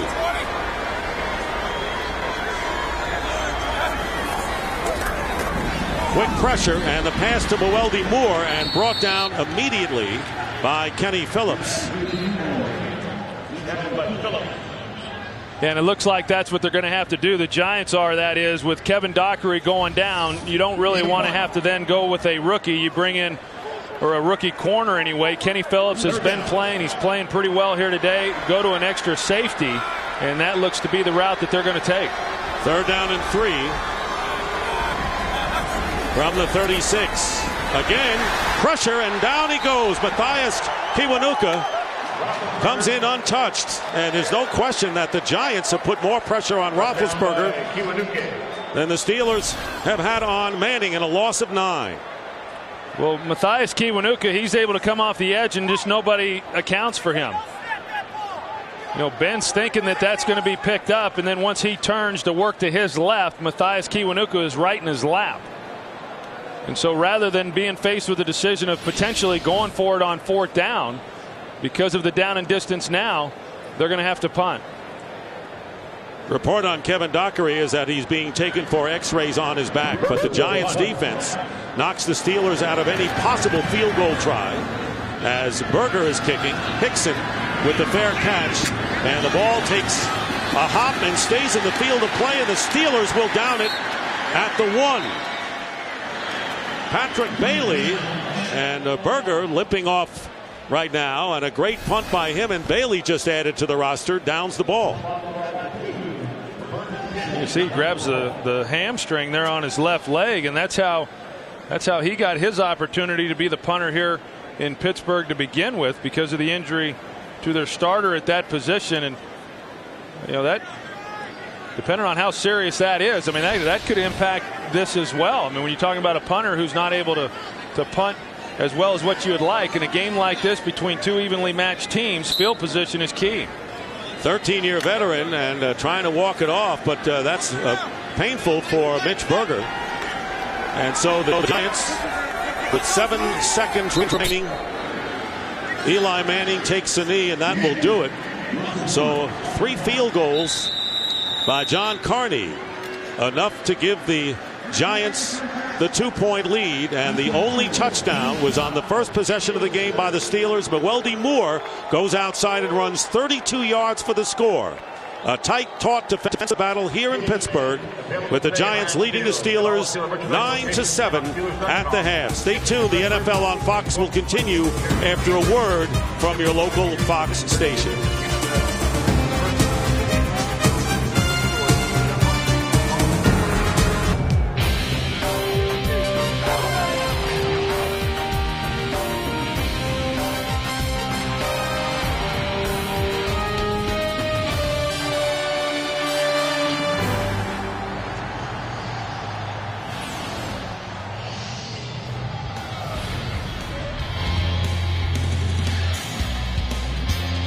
Giants and the Steelers, and they've started playing back in 1933. They were divisional foes for many, many years, and oddly enough, this is only the second time in 36 years that the Steelers have hosted the Giants here in Pittsburgh. As you look at the halftime numbers, and time of possession has been key thus far. Well, yeah, I think you look at the time of possession and see how that was dominated by New York. New York did not turn the ball over. On the other hand, Pittsburgh had two.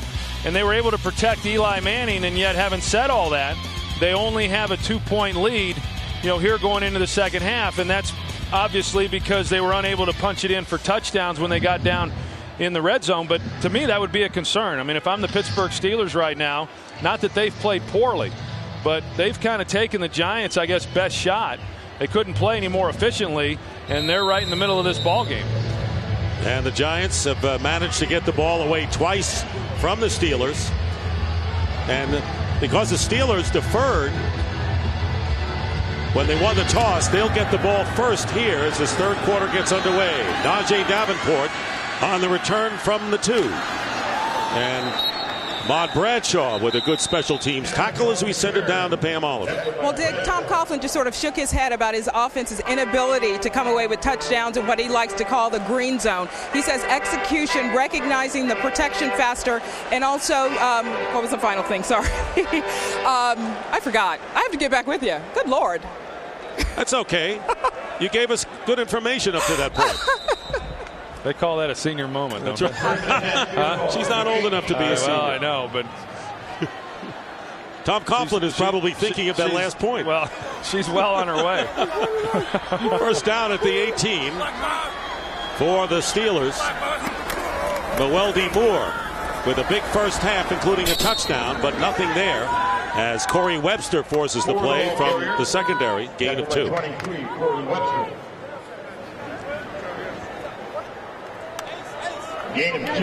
Giants, by the way, had won 11 straight games on the road. They do not mind playing away from Giant Stadium before the Browns sent them to defeat a couple of weeks ago. So they know how to win away from home. Second down and 8.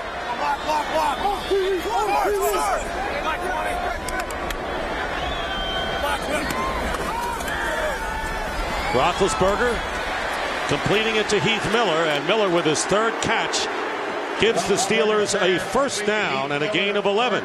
Pam, your turn again. Okay, let me try it again here, Dick. Tom Coughlin, as he walked off the field, shook his head, as I mentioned, about the offense and its inability to come away with touchdowns. He also says that execution, recognizing the pressure, and getting the plays in faster. That's where I got stuck.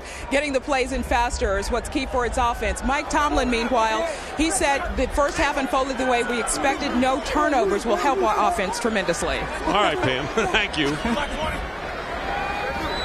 You got it done. First down. And here is Moore.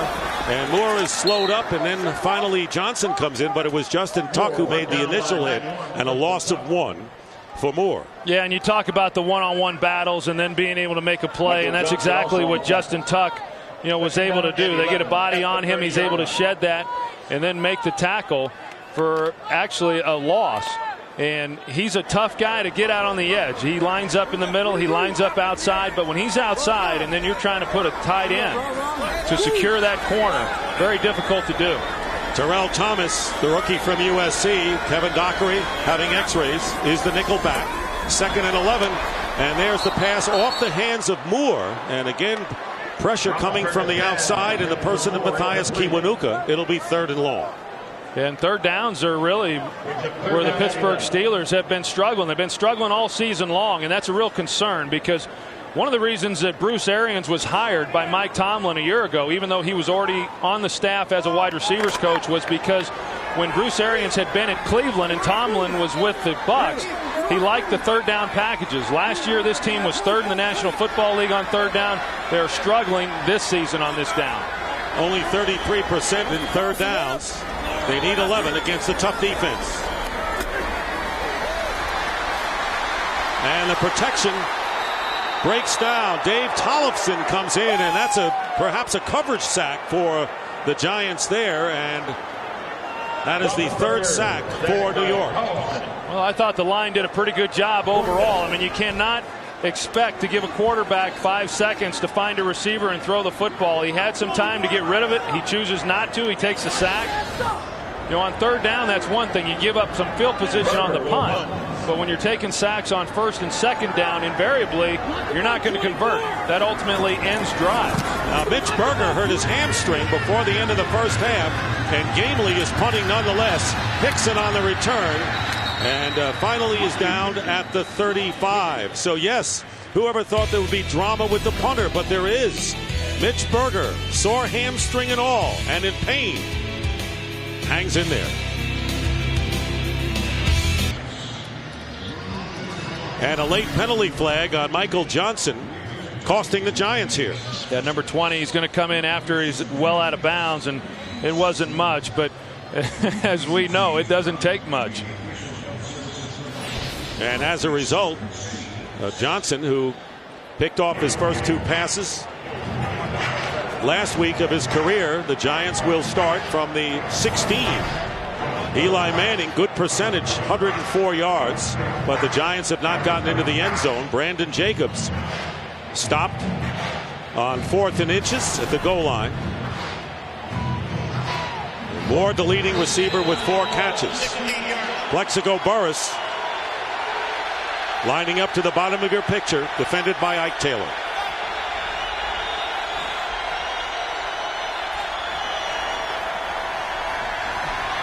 Manning going to Hitchcock, the fullback, who cannot hold on. You know, the hard part when you're playing the Pittsburgh Steelers defensively is when you don't have positive yardage on first down. You know, you come out, you've got play action, you think you can get an easy completion there to Madison Hitchcock. He's unable to make the catch, and so all of a sudden you're looking at 2nd and 10, and those are hard downs. I mean, you've got to try to stay out in front of it because they are good on third downs. They're very difficult to move the football against, and so everything positive that you can do on the early downs gives you a much better chance than on third down of converting. 2nd down, and Brandon Jacobs bowling his way forward, but a whole host of Steelers wraps him up, and it'll be a gain of only 1 for Jacobs. You know, I think the best thing that the Giants have done so far is that they've remained balanced. They're not running the ball particularly well. They've been effective in terms of just trying to stay balanced, continue to stick with it, hoping that something will break as this game moves along. But at least it's kept Pittsburgh off balance in terms of being able to just pin back and come after Eli Manning. Now, 3rd and long, this is where the Pittsburgh Steelers like to bring pressure. Giants have rushed up for only 41 yards. Steelers giving up 70 a game, 2nd in the league.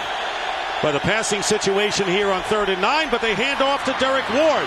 Ward breaks free, gets the first down, and a great play call by the Giants. A flag is down back inside the 20. And this may be called back. Holding, number 89, offense, 10-yard penalty. Replay 3rd down. And Kevin Boss holding penalty nullifies a 15-yard gain by Ward. Yeah, and it was good execution, too. You're going to take a look at Kevin Boss. It looks like he's right here as to whether or not holding took place. He could have let go there. Pretty good acting by Lamar Woodley. But that's where the call came in. And I don't think Lamar Woodley would have been a factor in being able to make that tackle.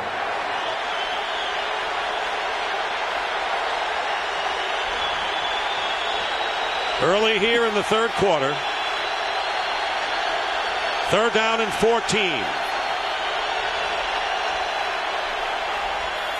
Manning on the swing pass to Derek Ward, and Ward is wrapped up as he crosses the 21 by Aaron Smith, and that will bring up 4th down, and the Steelers could be looking at good field position after the kick. Well, good call. Just try to get it out here to Ward and see if he can make something happen. Initially, it looked like the Giants had it blocked up pretty good, but they turned James Ferrier loose, and that's who Ward tried to hurdle, and just couldn't get anything going then after that to pick up the 1st down. So Jeff Eagles punting for only the 2nd time today, and Mewelde Moore back deep for the Steelers. And good high kick, fair catch, called for by Moore at the 34. So a terrific kick.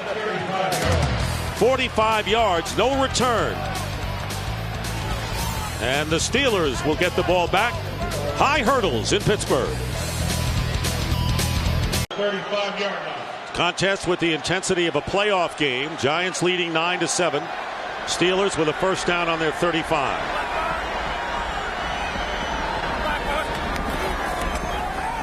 Play action. And going deep. Nate Washington with the catch. And Butler backed up and in the end zone. Touchdown, Pittsburgh.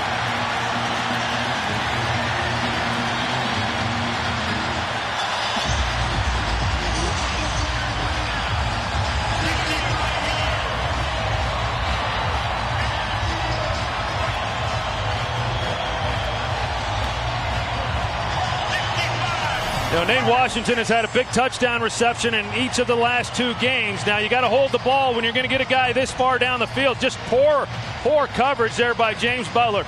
And then even after the catch, he can't locate him to even make the tackle. Completely turned around. A great job up front by the offensive line of this Steelers team, giving Ben Roethlisberger some of the best protection on that play he's had all day. 65 yards, and you remember, starting in place of Santonio Holmes, who is sent home till Monday because of the problems he had late in the week. Reed with the extra point is good. So Nate Washington coming up big. He's got great speed, and Roethlisberger with a great fake. And the Steelers have scored all the touchdowns in this game. And they are leading 14-9. Making the 6th start of his career, right in the middle, number 85, Nate Washington with the 65-yard touchdown catch. Longest pass play of the year for the Steelers. Well, we talked a little bit earlier about guys stepping up for this Steelers team when injuries have occurred and guys have been asked to play. Nate Washington getting his opportunity to start because of Santonio Holmes not being here today, and he has made the most of it. 5 minutes gone by in this 3rd quarter, and Jeff Reed will be kicking off to Ahmad Bradshaw at the goal line. Bradshaw has an opening, and it closes as he gets to the 27-yard line. Roethlisberger with his 10th touchdown pass. Well, they went play action, and it solidified the protection up front, which allowed Ben then to hold on to the football, and Nate Washington's just able to come back and make a play. Now, James Butler, he's got to be there in order to make a tackle. He was completely turned around right from the beginning. Troy, this puts a lot of pressure on Eli Manning and the Giant offense, which has had enough trouble in the red zone and in Steeler territory, now down by 14-9. Now, this is where the Steeler defense thrives, when they get the opponent in a position where they have to throw the football, and now these guys can start coming after the quarterback. It's still early, and the Giants have to remain balanced as they've shown, but they've also got to start coming away with some touchdowns of their own. 1st down from the 26, and trying to get it to Burris, and it's broken up. Bringing up 2nd down, and now the crowd, which is always in the game, looks like they're amped up even more right now. Yeah, it's got kind of a playoff feel to it, doesn't it? And it's interesting because prior to that big touchdown, I was just about to say, the Giants came into this game with a little bit of a chip on their shoulder defensively. So much had been talked about the Steelers defense, number 1 in the league, rightfully so. But as a defensive unit, they wanted to show that they were worthy of being out here with them, and then they give up that big touchdown pass. And their defense hadn't played badly at all, forcing 2 turnovers, but now Eli Manning looking at 2nd and 10 from the 26. And the pitch is to Brandon Jacobs. And not much off the left side. getting to about the 30-yard line. Brett Kiesel and Taylor, and only a 2-yard gain.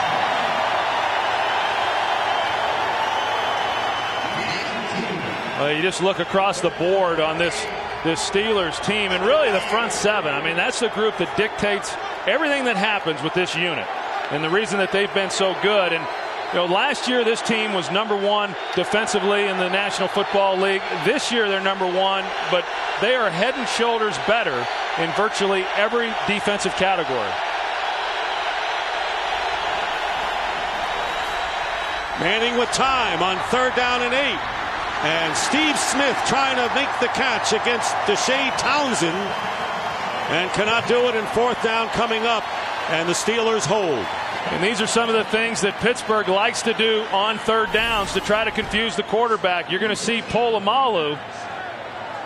He's right here in the middle, and then take a look at where he goes after the snap. He's going all the way to deep middle to help double the outside receiver. You got to have great speed in order to pull that off. And Dick LeBeau, the defensive coordinator, very creative in what he devises defensively. Eagles with the kick, and Moore, fair catch at the 22.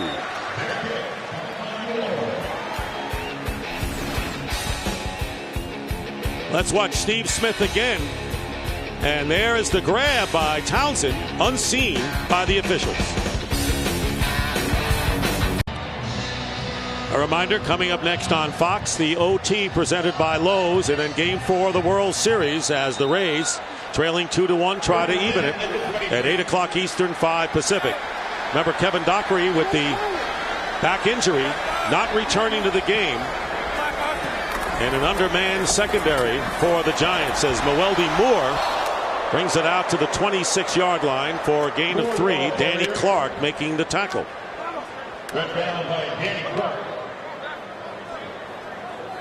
There is Kevin Dockery. So the nickel back out of the game. Ronnie Barnes, the veteran trainer of the Giants.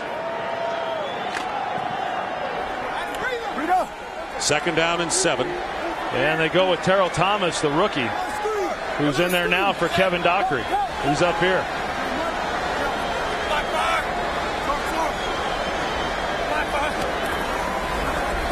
Roethlisberger looking that way, and on the slant, Limas Swede with the catch and the 1st down. 2nd round pick out of Texas. 6'4", and Thomas making the tackle, a gain of 12. Well, Limas Swede, a 2nd round pick. He comes up rookie on rookie. He's able to get in there on the slant route, and Ben Roethlisberger finds him. And then on the other side, Willie Colon, who's a heck of an athlete out there at right tackle, does a good job on Justin Tuck. Steelers depending on the likes of Swede, Dallas Baker, as well as Nate Washington in Santonio Holmes' absence today. 1st down at the 37. And here's Moore. And nothing there as the Giants, led by Brian Keel, knock him down. Moore on the carry. 2nd down and 9 upcoming for the Steelers as we wind down to 7 minutes remaining here in the 3rd quarter. Tough to get yardage, especially for the Giants. And remember, 32 of those Steeler yards came on Moore's touchdown.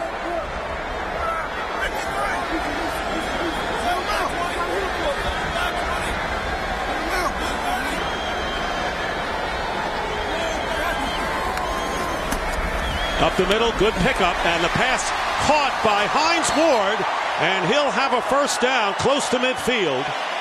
Good pickup on the blitz for the Steelers. Yeah, knowing that Ben Roethlisberger has been under some pressure, and he's gone down 3 times in this ball game. Try to get the ball out quick. That's what they did on the previous throw to Limas Swede. Now you got Hines Ward. And that's where the defender, Aaron Ross, you don't want to let that guy to the inside, but he was able to get inside. And Hines Ward, very crafty. In fact, Bruce Arians, in talking with him the other day, he said he's the smartest football player that he's ever coached, with the exception of Peyton Manning. That's high compliment for Hines Ward. And a 1st down, and Mewelde Moore. And we saw Moore pass blocking the last play and now rushing forward to get 5 yards. Well, I just think Mwelde Moore was a great find, for this Pittsburgh team. I mean, for a guy who was brought in and not real sure exactly how he'd be used other than on third down, but they never envisioned that he would be used as much as what he has here over the last 3 weeks as the featured running back. But because of injuries, for an organization to have someone like him that they could turn to, a guy knowing that, hey, we like to run the football, and they haven't lost a step.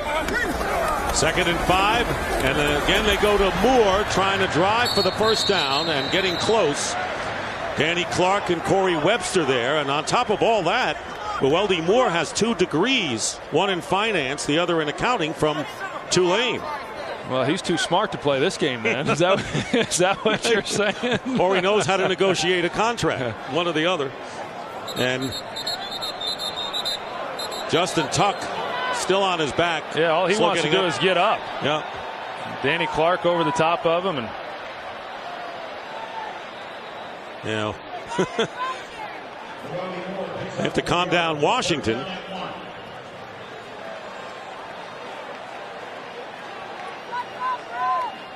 So you talk about a guy who's excited about the opportunity that he's been given. That's Nate Washington. I mean, he's got a tremendous amount of ability, and we have seen it. We've seen it here tonight. We've seen it in previous games.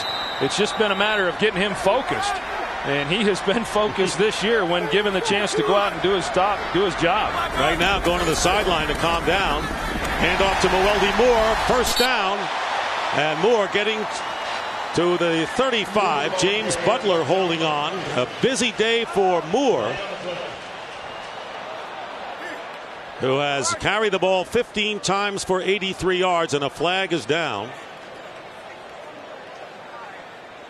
And the Steelers illegal backing formation up on the offense. 6 men on the line of scrimmage. Number 86 was in the backfield. Replay 3rd down.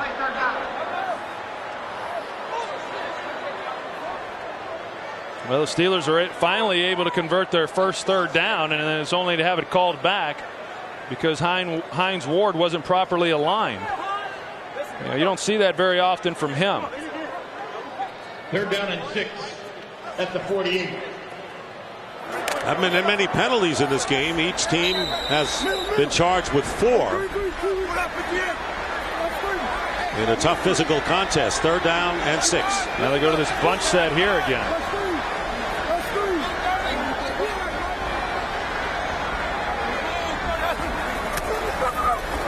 And the slant caught by Lima Swede. Gets hit a couple of times, holds onto the ball, and a first down, and 2 flags fly from afar.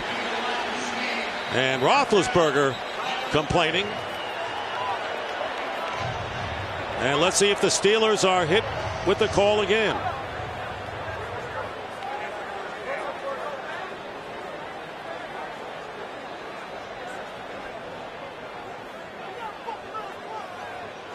During a break, Pierce and Roethlisberger. Personal foul, unnecessary roughness. After the play was over, number 68.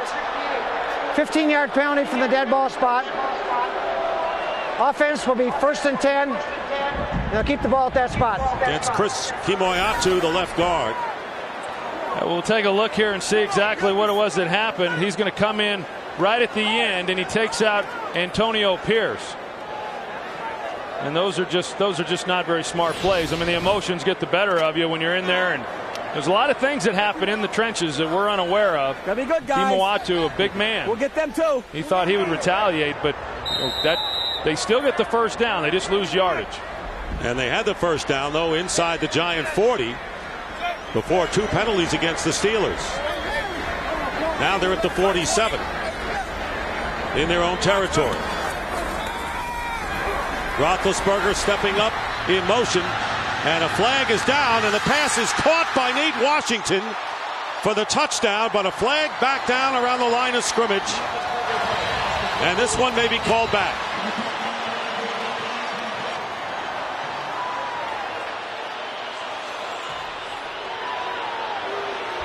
Holding, number 74, offense.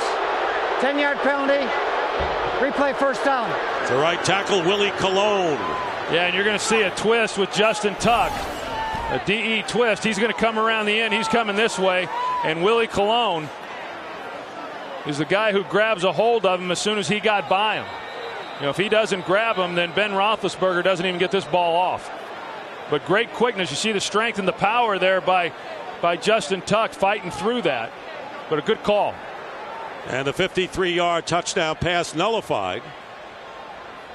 And the Giants have an injured player. It's Barry Cofield, one of their defensive tackles. We'll take a timeout. We'll be back to Pittsburgh in just a moment. The injured player was Barry Cofield, and Jay Alford replaces him, number 93. Yeah, Willie Colon upset with the holding call. I thought it was pretty obvious, and Mike Tomlin trying to settle him down, knowing that, you know, he's got his hands full. Right now he's got Justin Tuck lined up over him again, and they need him. Flags on the last 3 plays, all on plays that were first down. Now they're on the 37 of Pittsburgh, and this pass dropped incomplete. Intended for Heath Miller, and Corey Webster was all over him to break it up.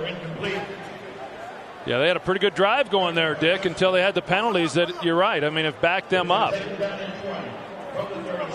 Steelers had gotten to the Giants 36, and now they're on their own 37. They're the Steeler offensive leaders. Big game from Weldy Moore. Nate Washington has a touchdown catch as well. Roethlisberger leading the way with a 5-point lead.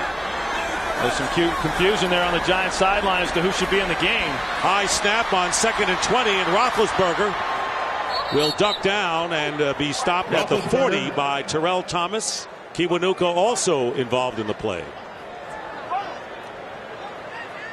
The Giants, they were a little confused as to what the personnel grouping was that was supposed to be on the field. Brian Keel and Corey Webster running towards the sideline. And then Brian Keel came back in, but was not in a position where he should have been prior to the snap. You're going to see there's Brian Keel at the top.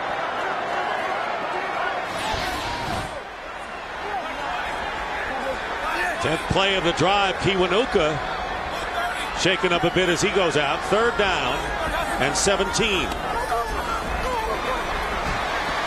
Roethlisberger on the run. Into the crowd, and it's through the hands of Nate Washington.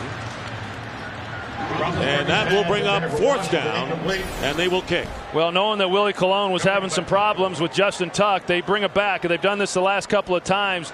They get Weldy Moore over there to help chip him and just slow him down enough. And they had a chance here. If Ben had been able to keep that ball down, then maybe the receiver would have been able to come back for that football for a completion. Mitch Berger, who's been bothered by the sore hamstring, gets off a good kick.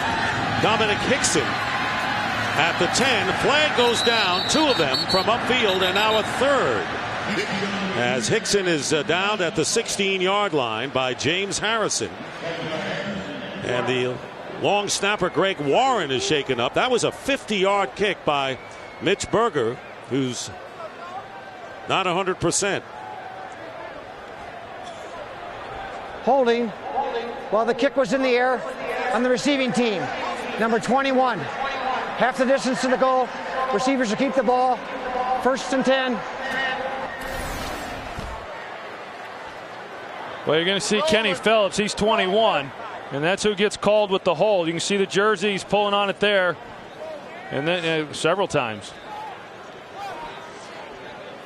Well, the Giants and the Cowboys coming up next week in the second half of our doubleheader from Giants Stadium.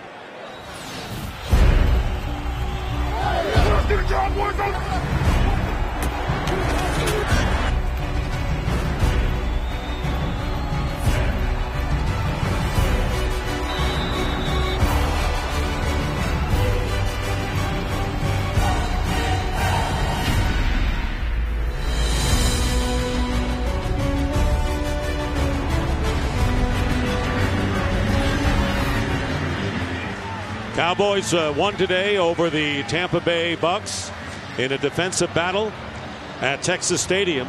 In fact, The other 3 NFC East teams were victorious, as the Redskins and the Eagles won as well. Right now the Giants at 5-1 and trailing here 14-9 in the waning minutes of the third quarter.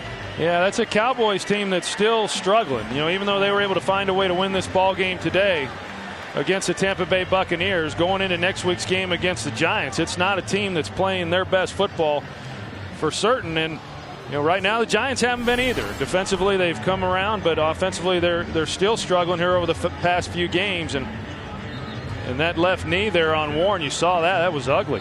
That thing just gave out on him just as he was trying to walk off the field. And he's their long snapper, and it's not always easy to get the long snapper. And Darnell Stapleton will be his understudy.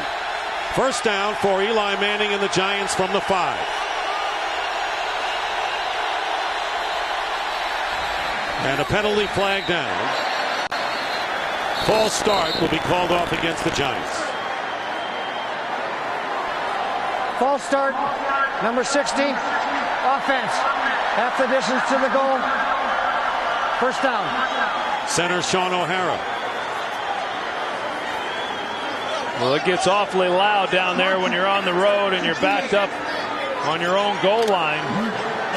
You can try using hard count from here. You don't really have a whole lot to lose. You could pick up 5 yards or lose half a yard. See, the Steelers getting the crowd into it even more. Second down, or first down and 12. The handoff to Derek Ward. And Ward can bring it out to the 6.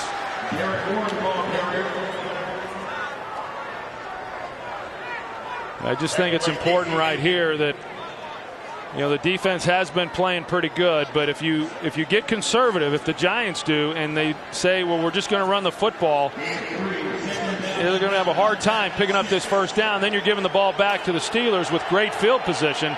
I think you've got to trust your quarterback. You've got to trust that you can throw the football down here in this area and not allow bad things to happen. Second down and 9. And the pass is dropped by Mario Manningham, the rookie from Michigan who just entered the game. And third down and 9 for the Giants. Dick LeBeau in his 50th year in the National Football League.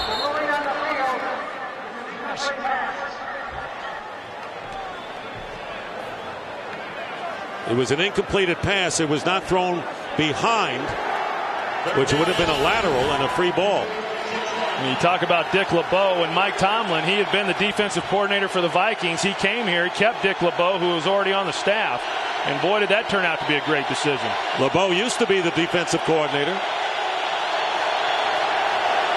Third down and 9.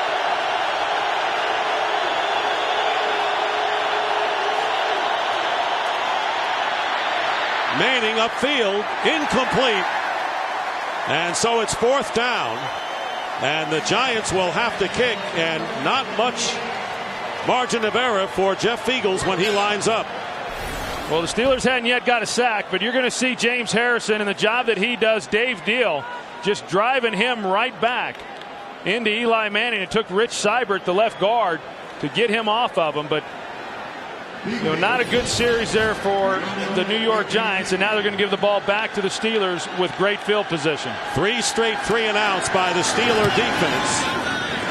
Noeldi Moore near midfield, and will be hit there as he just gets into Giant territory. So it's pretty hard to operate against this defense when you're in the shadow of your own goal line, and that's what Eli Manning had to contend with. As the Steelers, with 1:43 to go in the third, will start basically at midfield. Well, this Giants defense, they haven't been too bad. They've been okay. They've given up a couple big plays that have hurt them, but overall they've been all right. They've just not gotten a whole lot of help from their offense. The offense came out in this game early, looked pretty good. Eli was settled in and making good throws, but since that time, early in the game, they've really not done much on the offensive side of the ball. First down, and here's Noeldi Moore trying to go outside. And Moore gets a few as he gets to the 44 as we check in with Pam Oliver. Well, Dick, you saw the Giants defense huddling up. They're trying to regain the spark and intensity they had earlier. Defensive coordinator Steve Spagnuolo talked to the group very calmly and very softly. I couldn't hear a word he said. While the defense was on the sideline, trainers, by the way, put ice packs on both of Aaron Ross's calves. Preventative measures, they say, against cramps. All right, Pam, thank you very much. And right now, Justin Tuck is on the sideline. 2nd down and 5 for the Steelers, who lead at 14-9. And again, they go to Moore, and Mewelde Moore breaks a tackle and very close to another 1st down as he gets just inside the Giant 40. Butler making the tackle. Ronaldo Wynn had replaced Tuck. Well, so much of what Pittsburgh wants to do is built off of running the football. And if they get that going like they have the last couple of weeks, and they've run the ball, pretty effectively here today, then that play action stuff comes into play, as we saw on the big deep pass there to Nate Washington, and it just puts everything, right there for Ben Roethlisberger to call, and makes things very difficult on a defense. Tuck is back in there, and Moore tries a straight arm, and he will go out of bounds at the 36, picking up 3.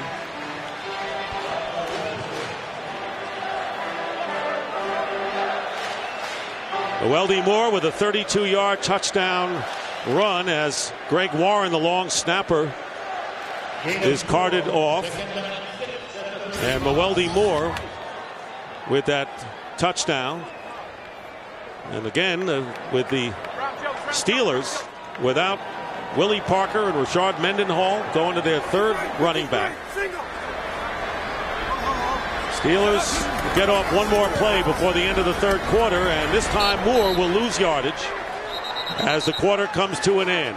That's the end of the 3rd quarter. The Steelers lead the Giants 14-9. We'll continue after a word from your local Fox station.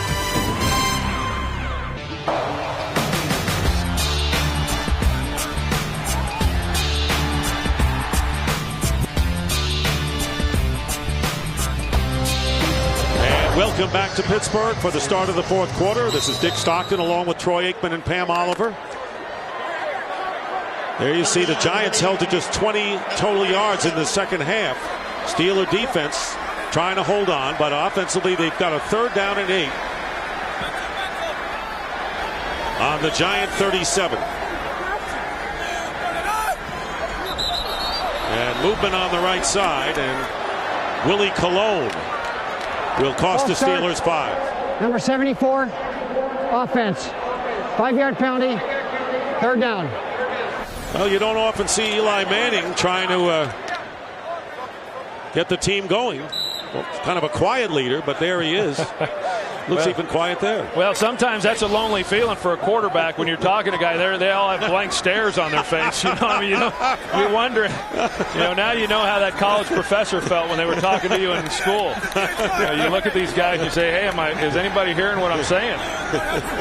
3rd down and 13, and there is Roethlisberger trying to add lib, send the receivers downfield, and the pass to Mewelde Moore is a catch. It'll be short of the 1st down to the 32 as Fred Robbins chased Roethlisberger out of the pocket. Well, they're short of the 1st down, but now Mike Tomlin has an interesting decision to make as to whether or not you attempt a field goal from this position. I don't think you'll punt. Or do you go for it on 4th down? And they're keeping Ben Roethlisberger out on the field and the rest of the offense, and they're going to go for it here on 4th down. 4th down, they need 4 for the 1st down. Ball is on the Giants 34.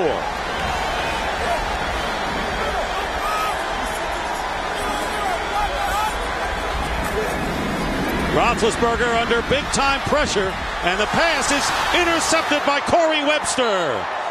And the Giants get it back. It was tantamount to not getting the 4 yards on 4th down.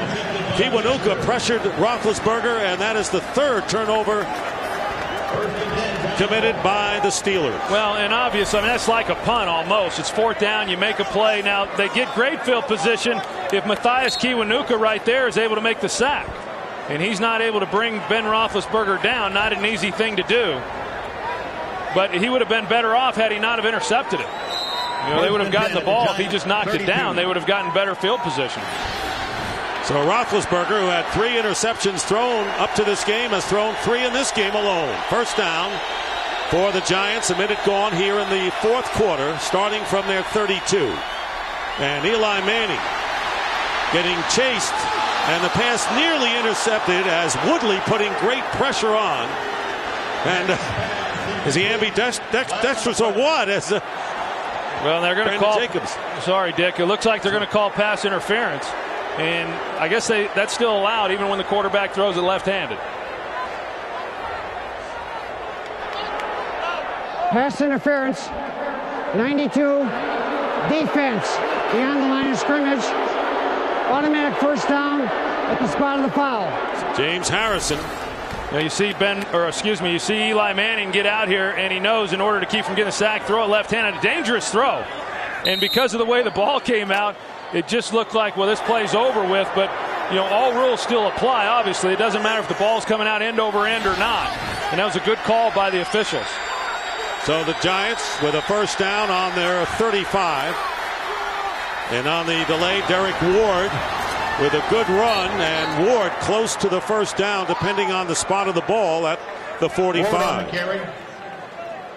Well, we showed Eli Manning on the sideline talking to his guys and trying to get them going, and now we'll see as to whether or not that translates into anything here on this possession. But I do think this is an important drive, even though there's plenty of time left. You know, they're in good field position right now, and whether or not they come away with a touchdown, a field goal, and really cutting this thing down to a field goal game would be very big for the Giants. Jacobs walking gingerly on the sideline. You saw the Giants get a first down. Derek Ward is the tailback. On the handoff to Ward, he picks up a couple. Casey Hampton, the nose tackle, who has been inactive the last 3 games with a strained groin, comes in to stop him. Well, they just have not really been able to get this running game, you know, going. And I know coming in when you're facing the Pittsburgh Steelers, a group that really no one's been able to run the football against, but yet I know that it's a challenge. It's a challenge for the offensive line, you know, to say that, hey, we're the #1 running team in the league, and we're going to show that we can run the football against anybody. Well, you know, so far they've not done a very good job of that against the Steelers front. And they've only thrown for 113 yards on top of that. Second down and 9. Here is a play action pass downfield. Steve Smith. And Smith gets the ball jarred away by Ryan Clark, who puts the hit on. And Clark slow getting up.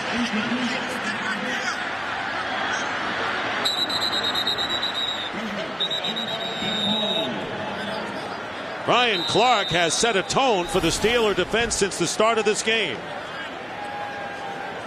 Well, they had a chance, and Eli Manning had great protection in order to see exactly where he wanted to go with the ball.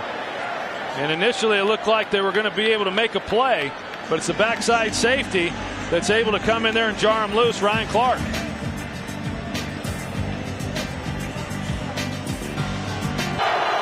We're back. Ryan Clark went into the locker room. Tyrone Carter, number 23, replaces him.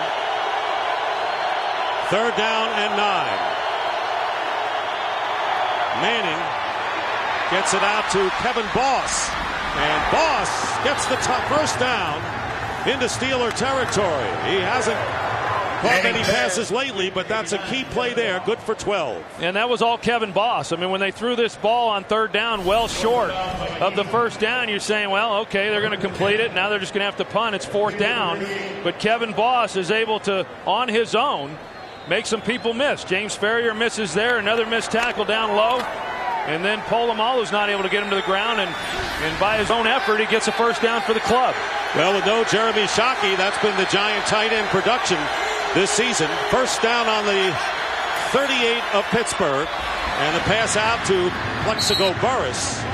And he is tripped up by Harrison as we check in with Kurt Menefee with a game break. Kurt. Then just a reminder that after you're done, we've got the OT as we all wind down to Game 4 of the World Series. Chase Utley, who has 2 homers in the first 3 games, and the Phillies try to make it a 3-1 series lead over Evan Longoria and the Rays. It's all coming up. Game 4 of the World Series after the OT, which is right after you're done in Pittsburgh. Dick and Troy? All right, Kurt, and Ike Taylor is in pain, and this is moments after Ryan Clark left the game. So all of a sudden, the Steelers have issues in the secondary. We'll take a timeout. We'll be back to Pittsburgh in just a moment. And we're back. 2nd down and 5 for the Giants. Yeah, and I think with Ryan Clark and Ike Taylor down, Dick, that they've got matchup problems on the outside. I think I'd take a shot if I were the Giants. Instead, they hand it off to Derek Ward, and the Steelers are there. So not been able to run on the Steelers. Yeah, this is where Ryan Clark got hurt when he was coming over to make a play on Steve Smith, and he goes down. It looked initially like Steve Smith was going to be able to make a play, but really a great play by Ryan Clark, although, as we said, he's no longer in the game.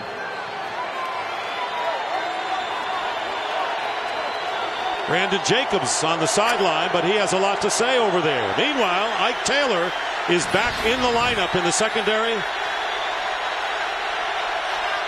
And he's defending Plexico Burress on 3rd down and 1 from the 29 of the Steelers. Here is Jacobs, and he stopped short. It'll be 4th down, and Troy Polamalu, who is part of the play preventing Jacobs from scoring the touchdown earlier. Well, you're going to see the pressure there. They time it up perfectly, and then they're able to get Jacobs down short of the 1st down. And, it still looks like, well, they are. The Giants are going for it here. And unless they just don't trust that John Carney has the leg to make this field goal, I think you got to kick the field goal here. Unless you just don't think he's got enough leg to make it.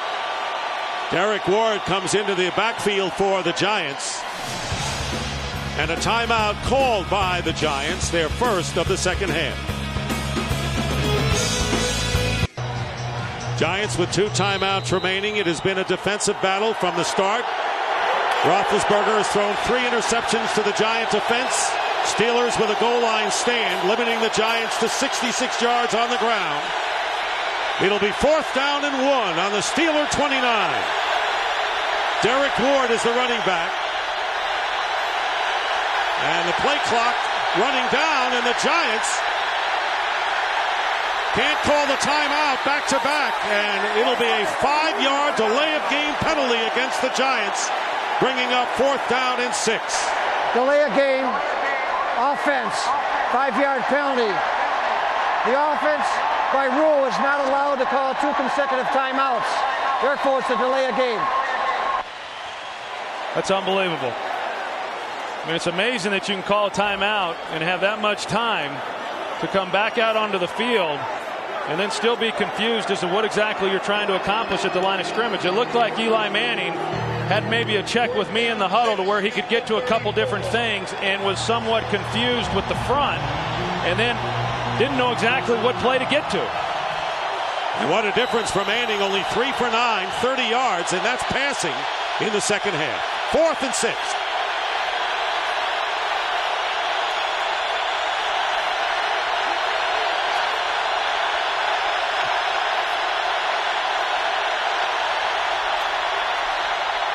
Manning to Amani Toomer, and Toomer making the catch inside the 5. A clutch play by the Giants veteran receiver. Well, all is forgotten. When you're able to come back now on 4th and 6. You got William Gay, who's covering Amani Toomer, and a great route by Amani Toomer. I mean, this guy's not a speed guy, but he's able to run an effective route that gives Eli Manning enough of the field to lay the ball out over his shoulder, and he stretches out and makes a heck of a catch. 31 yards and his second catch of the game, and it's 1st and goal at the 4 as Ryan Clark watches from the Steelers sideline. And the pitch is to Ward, and Ward is hit and knocked down. And a big hit by Brett Kiesel. A 2-yard loss, 2nd and goal. Yeah, anytime you leave your feet like that as a running back, you stand the risk of taking a shot like this. I mean, you want to try to, if you do have to leave your feet, you want to try to get him back on the ground just as quickly as possible. But Kiesel's there, and he just puts him to the ground. That 31-yard play was the Giants' longest play from scrimmage. 17 yards had been the longest Giant play of the game. Yet to score from the red zone. Second and goal, and here is Burris. And watched by Taylor, but the pass thrown beyond him. Ike Taylor on Plexico Burris, and there was a chance. This ball was pretty flat, and because of the size advantage, I mean, you could argue, see the hold there, the left hand on the jersey of Plexico Burris. Could have definitely gotten the call, but because of the height advantage that Burris has, that's a ball that Eli has to at least give him a chance. If you throw it to where he can go up and try to make a play like a rebound, he's got a much better opportunity to haul that one in. Third and goal. Manning's pass, and then knocked away by William Gay. Kevin Boss was the intended receiver, and his fourth down, and the Giants will send the field goal team in. I'll tell you, they're lucky that ball didn't go all the way the other way for a touchdown. William Gay right there, he could have very easily have undercut that throw. A dangerous pass by Eli Manning. And we've been talking about how the Steelers secondary has been depleted. Don't forget Brian McFadden, broken forearm, giving way to Deshae Townsend this week. Clark is out of there. Gay makes a big play. And now Carney on for a 24-yard field goal attempt. 3 for 3 thus far.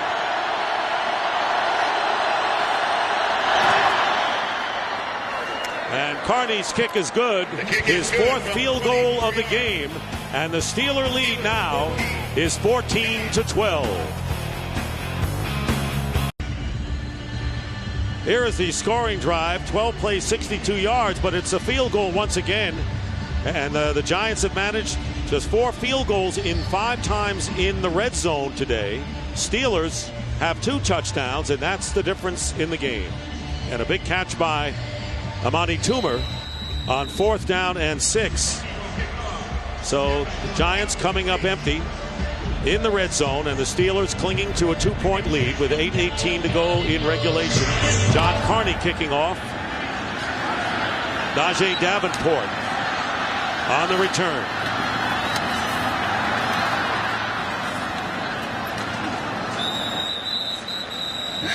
And they've had their chances, Troy. No question about it, this Giant offense. Well, they sure have. I mean, whatever happens in this ball game, they're going to go back and take a look at all the missed opportunities that they've had. They get down here in the goal line. They haven't been real good in the red zone coming into this ball game, and they're going to come out of this game a lot worse. And when you get down here against a good football team, you've got to be able to score touchdowns, particularly when the Pittsburgh Steelers have been able to create a couple big plays of their own to come away with the 14 points that they have. Giants came in with the second best offense in the league. The Steelers with the first defense in the NFL. First down from the 30. Roethlisberger looking to throw on first down and tries to flip it away, and it'll be ruled an incomplete pass as Danny Clark wrestling with a Steeler receiver. Ruling on the field is incomplete. Second down. The Giants overload this front, and they bring everybody. They bring the linebackers, everybody on the back end is one-on-one. They had to get to Ben Roethlisberger. Otherwise, a big play was about to occur. A good thing Matthias Kiwanuka was able to get him down.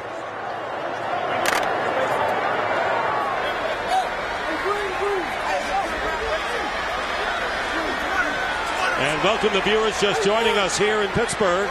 Steelers lead 14-12, 2nd and 10, and the handoff to Mewelde Moore, and the Giants smelled that out perfectly, and a loss of 4.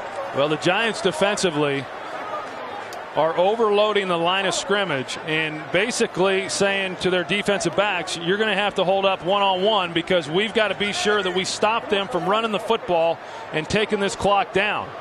On first down, it was a good call by offensive coordinator Bruce Arians in trying to take a shot, anticipating that front. But the secondary did a good job and didn't allow anybody to come free. 3rd down and 14. Giants have had big opportunities in the red zone, have managed 4 field goals. Steelers have 2 touchdowns to show for their offense, and this time Roethlisberger goes down as Matthias Kiwanuka with his 2nd sack of the game and the 4th by the Giants. And Matthias Kiwanuka, and he's starting to settle in now since he got moved back to defensive end when Osi Umenyiora went down. And, you know, we're seeing it here in this second half. He's been able to get around Max Starks there at left tackle and has done a good job. You know, I think that if we look back after this game, you know, we talk about the missed opportunities by the Giants. Well, the Steelers, they've just been very ineffective on third down. James Harrison, the new long snapper, snaps it out of the end zone for a safety, and the Giants have tied the score at 14 as Greg Warren was carted off on the last series, and the Steelers called on James Harrison as the long snapper in reserve and snapped it over the head of Mitch Berger, who's been ailing with a hamstring pull. It is a safety. We're tied, and the Giants will get the ball again. Well, I'm sure this is something that James Harrison does not spend a lot of time doing. You know, Warren is their primary long snapper. Not a lot of teams around the league work in their second guy very often. Most teams really struggle when they have a long snapper that does go down. You never know how a guy's going to react once he gets into game situations, regardless of how good he may look in practice. And when people talked about this game coming in, do you think anyone talked about a long snapper injured and then the backup long snapper snapping it over the head of the punter for a safety? I don't think that came into the analysis. Do you before the game started? Yeah, I don't think it did, Dick. But it's an important part of the game. Right. I mean, there's no doubt. And, you know, we laugh about it, but I can tell you that I was on a team to where our deep snapper, Dale Hellestrate, broke his thumb and couldn't snap. Now, this was in the preseason, and we found out real quickly how valuable that guy is. They're hard to find. And when you find them, you do everything you can to keep them healthy for that very reason. It'll be a free kick, and Mitch Berger, who's bothered with the sore hamstring and showing it every time he kicks the ball, will be kicking it to the Giants, who have Dominic Hickson and Ahmad Bradshaw back deep.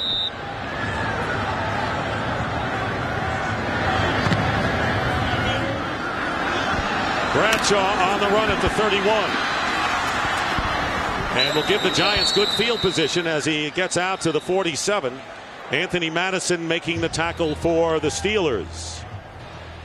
So we're tied at 14-14. Moore with a 32-yard run. The Steelers on their first possession took the 7-0 lead.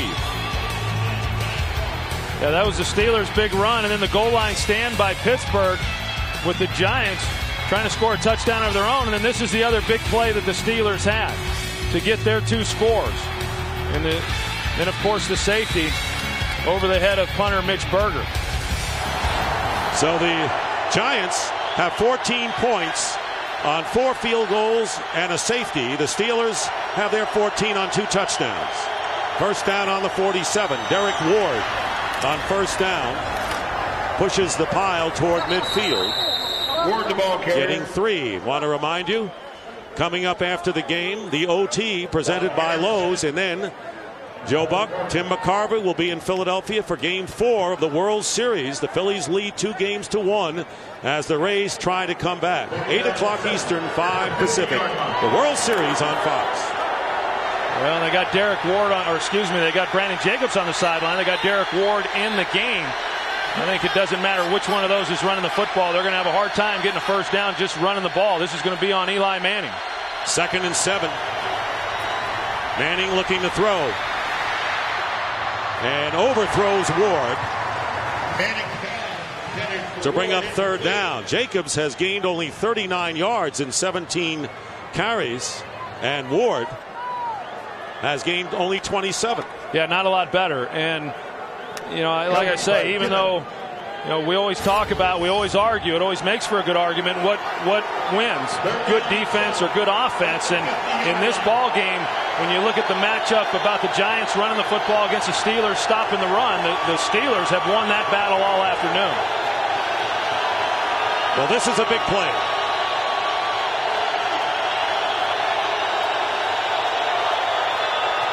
Third and 7.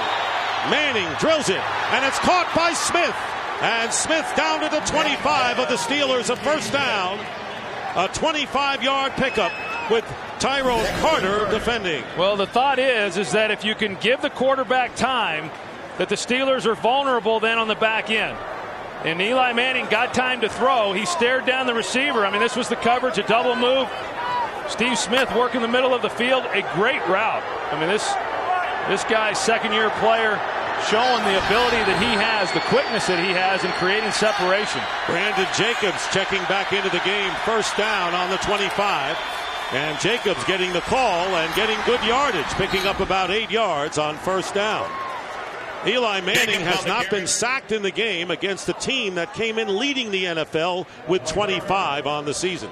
Yeah, it's a real testament to Eli Manning getting the ball out, not being willing to take a sack, and then also the job this offensive line has done. They're very well coached. Pat Flaherty, their offensive line coach, does a tremendous job week in and week out of letting them know what the assignments are and how they're going to block things up. And they've done a good job. Second down and 2.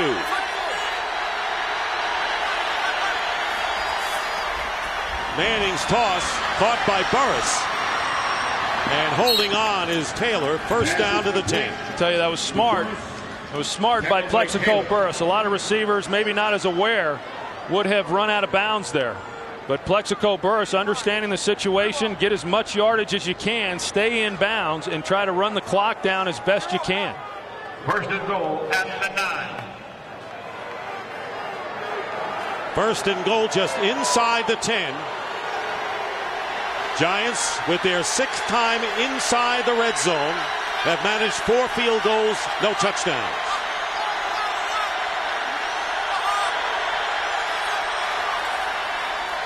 Here's Ward with a blocker. Ward trying to get away and get into the end zone and can't. And James Farrier hung on. It'll be second and goal down to about the 2. Well, good execution. We came into this game talking about the offensive line. Rich Seibert leading the way. Kevin Boss doing a great job there of just securing the end of the line of scrimmage. This offensive line finally getting the recognition that they have deserved for quite some time. This year highly regarded as the best line in football, and I wouldn't disagree with that. Giants moving the ball, the Steelers not here in the 4th quarter.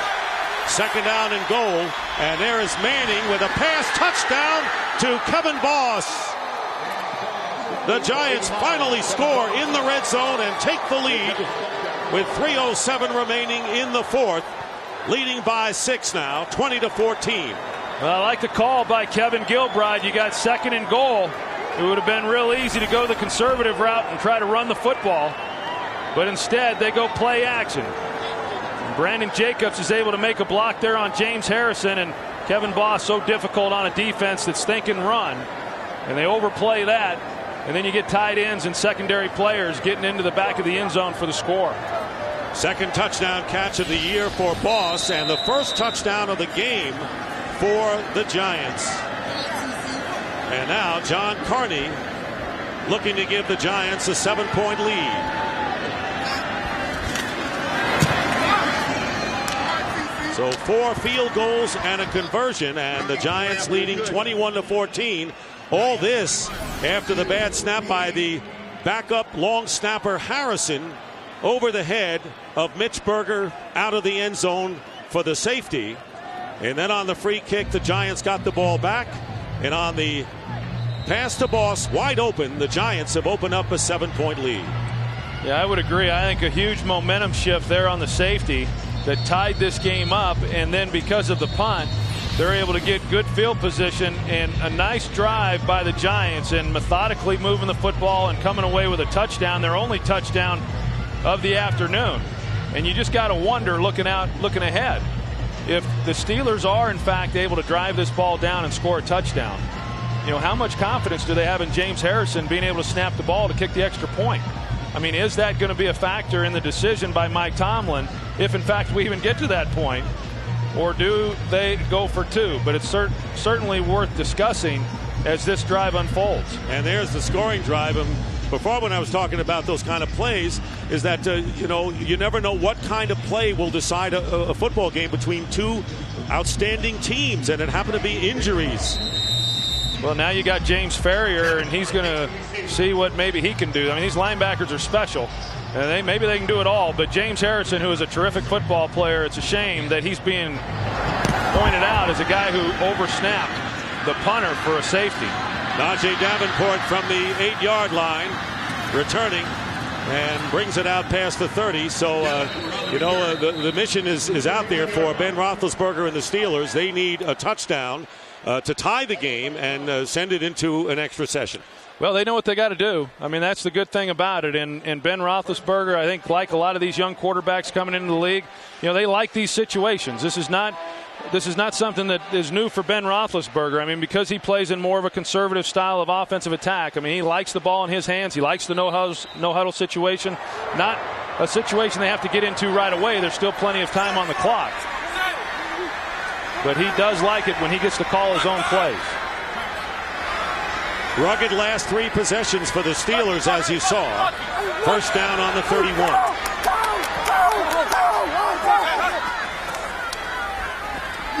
Roethlisberger's pass, and incomplete, intended for Nate Washington. So you always want to get a franchise quarterback, they tell you, like Eli Manning did in the Super Bowl, to go down the field and win the game for you. Well, that's what they want in this case for Roethlisberger to go down the field and tie the game for the Steelers. 2nd and 10.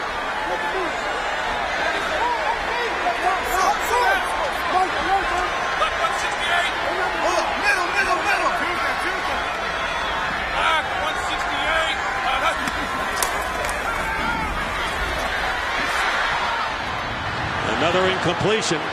Trying to go to Hines Ward that time, and once again, pressure on number 7. Well, you're going to see Antonio Pierce. He gets up in here, and he holds the guard in the center as well. And so you get these guys interior knowing that they've got to hang in there. They can't give help. Now you got one-on-one matchups. You got one-on-one matchups with Justin Tuck. You got one-on-one with Matthias Kiwanuka, and that's ultimately all you can ask for. And then it's about beating the guy one-on-one, and they have gotten pressure on Ben Roethlisberger. The 14 knockdowns, believe me, are bigger than the 4 sacks.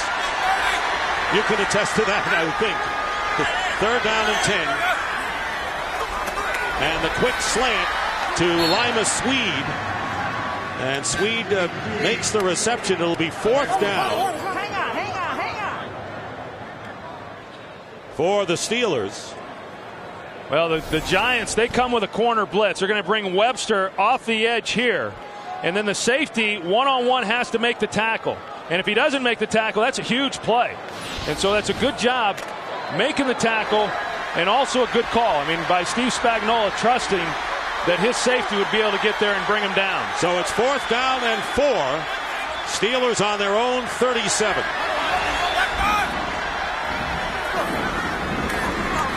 Roethlisberger incomplete to Hines Ward, and the Giants will take over on downs. So the rookie Kenny Phillips on the previous play prevented further gains, and now the Giants hold and will get the ball back in Steeler territory with 2:08 remaining in regulation. Even if Hines Ward had been able to make this catch, he was not going to get a first down. I mean, the ball's there. It got tipped, it looked like, but where he was at on the field, it was not enough to pick up the first down. Now, that was close. I don't know that Ben Roethlisberger was even anticipating that the snap would occur, when it did. But right there, you've got Corey Webster, who he makes the tackle even if it's caught, and it's Giants ball. On the 37 of the Giants, and the Steelers, who have all 3 of their timeouts left, will be using them right here. And they call their first timeout as Derek Ward is knocked for a 3-yard loss by Aaron Smith. Timeout. Want to remind you, coming up next, the OT. Wrapping up all of today's action presented by Lowe's. And then the World Series Game 4 as the Rays and the Phillies battle it out exclusively on Fox. Tonight at 8 Eastern, 5 Pacific. So the Steelers, as we mentioned, call their first timeout. Well, I think if you're the Giants here on 2nd down, I think you still run the football and force them. Maybe you can run it and get it to the 2-minute warning. If you can't, the Steelers are going to use another timeout, and then you make a decision based on down and distance as to whether or not you want to risk throwing the football. And you're not in field goal range right now if you're the Giants. Here's Derek Ward. And Ward gets some good yardage as far as the Giants are concerned out of the 35 as the 2-minute warning comes in. The Steelers still will have 2 timeouts left when we come back with the Giants up by 7. 2 minutes remaining in regulation. The Giants with a 12-point fourth quarter on a field goal, a safety, and their only touchdown of the game. Eli Manning to Kevin Boss. A 2-yard pass, and that's the difference right now. It'll be 3rd down and 8 for the Giants on the Steelers 35.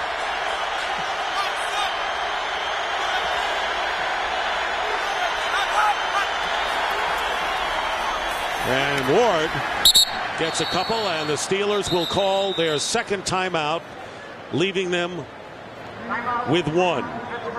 And right now we would like to take a moment to send along our warmest thoughts to Mary Della Kirby, mother of our friend and colleague Colby Bourgeois, who has taken ill. Mary Della and Colby, we are all thinking of you.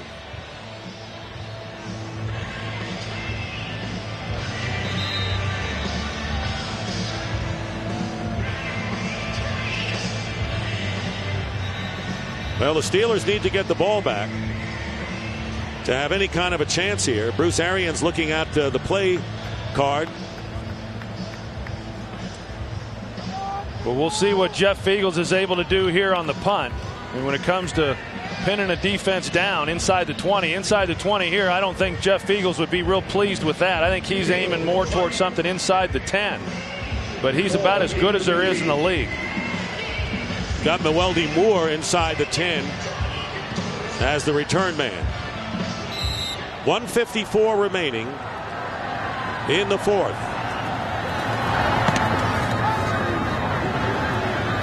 Fair catch. And yes, it's just inside the 10. Feagles does his job to a T. And the Steelers, who need a touchdown and an extra point to tie, will start from just inside the 10. They'll call it the 10-yard line. Well, Ben Roethlisberger gets another shot. I would think that after the last possession that they had when they failed to do anything with it, you know, probably not real likely at that point that he thought he would be given another shot. But here he is with 1 minute and 48 seconds. Plenty of time. Steelers do have 1 timeout remaining.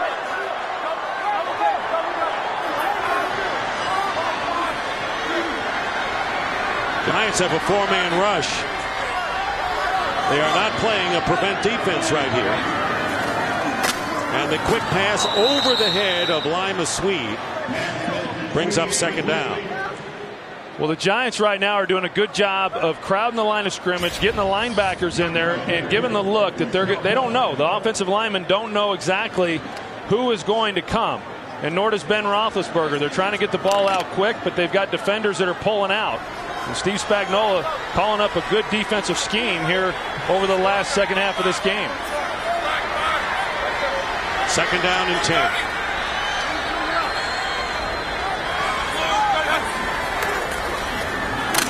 Roethlisberger inside the 5, in trouble, and the pass incomplete. Getting a hand on it was Fred Robbins.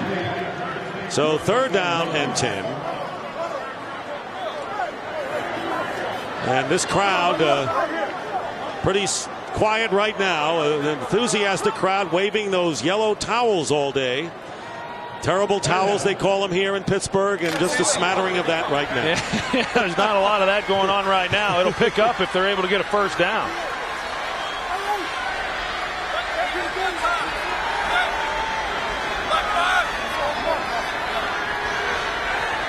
Third down and 10. Roethlisberger in trouble, and down he goes. The ball gets loose, and Willie Colon picks it up. And they're going to mark it back, I believe. Well, let's see where they spot it, but it was Pierce who came up with the pressure. In any event, it'll be 4th down, and they'll mark it back at the 5. Timeout, Pittsburgh. It's their 3rd, the final timeout.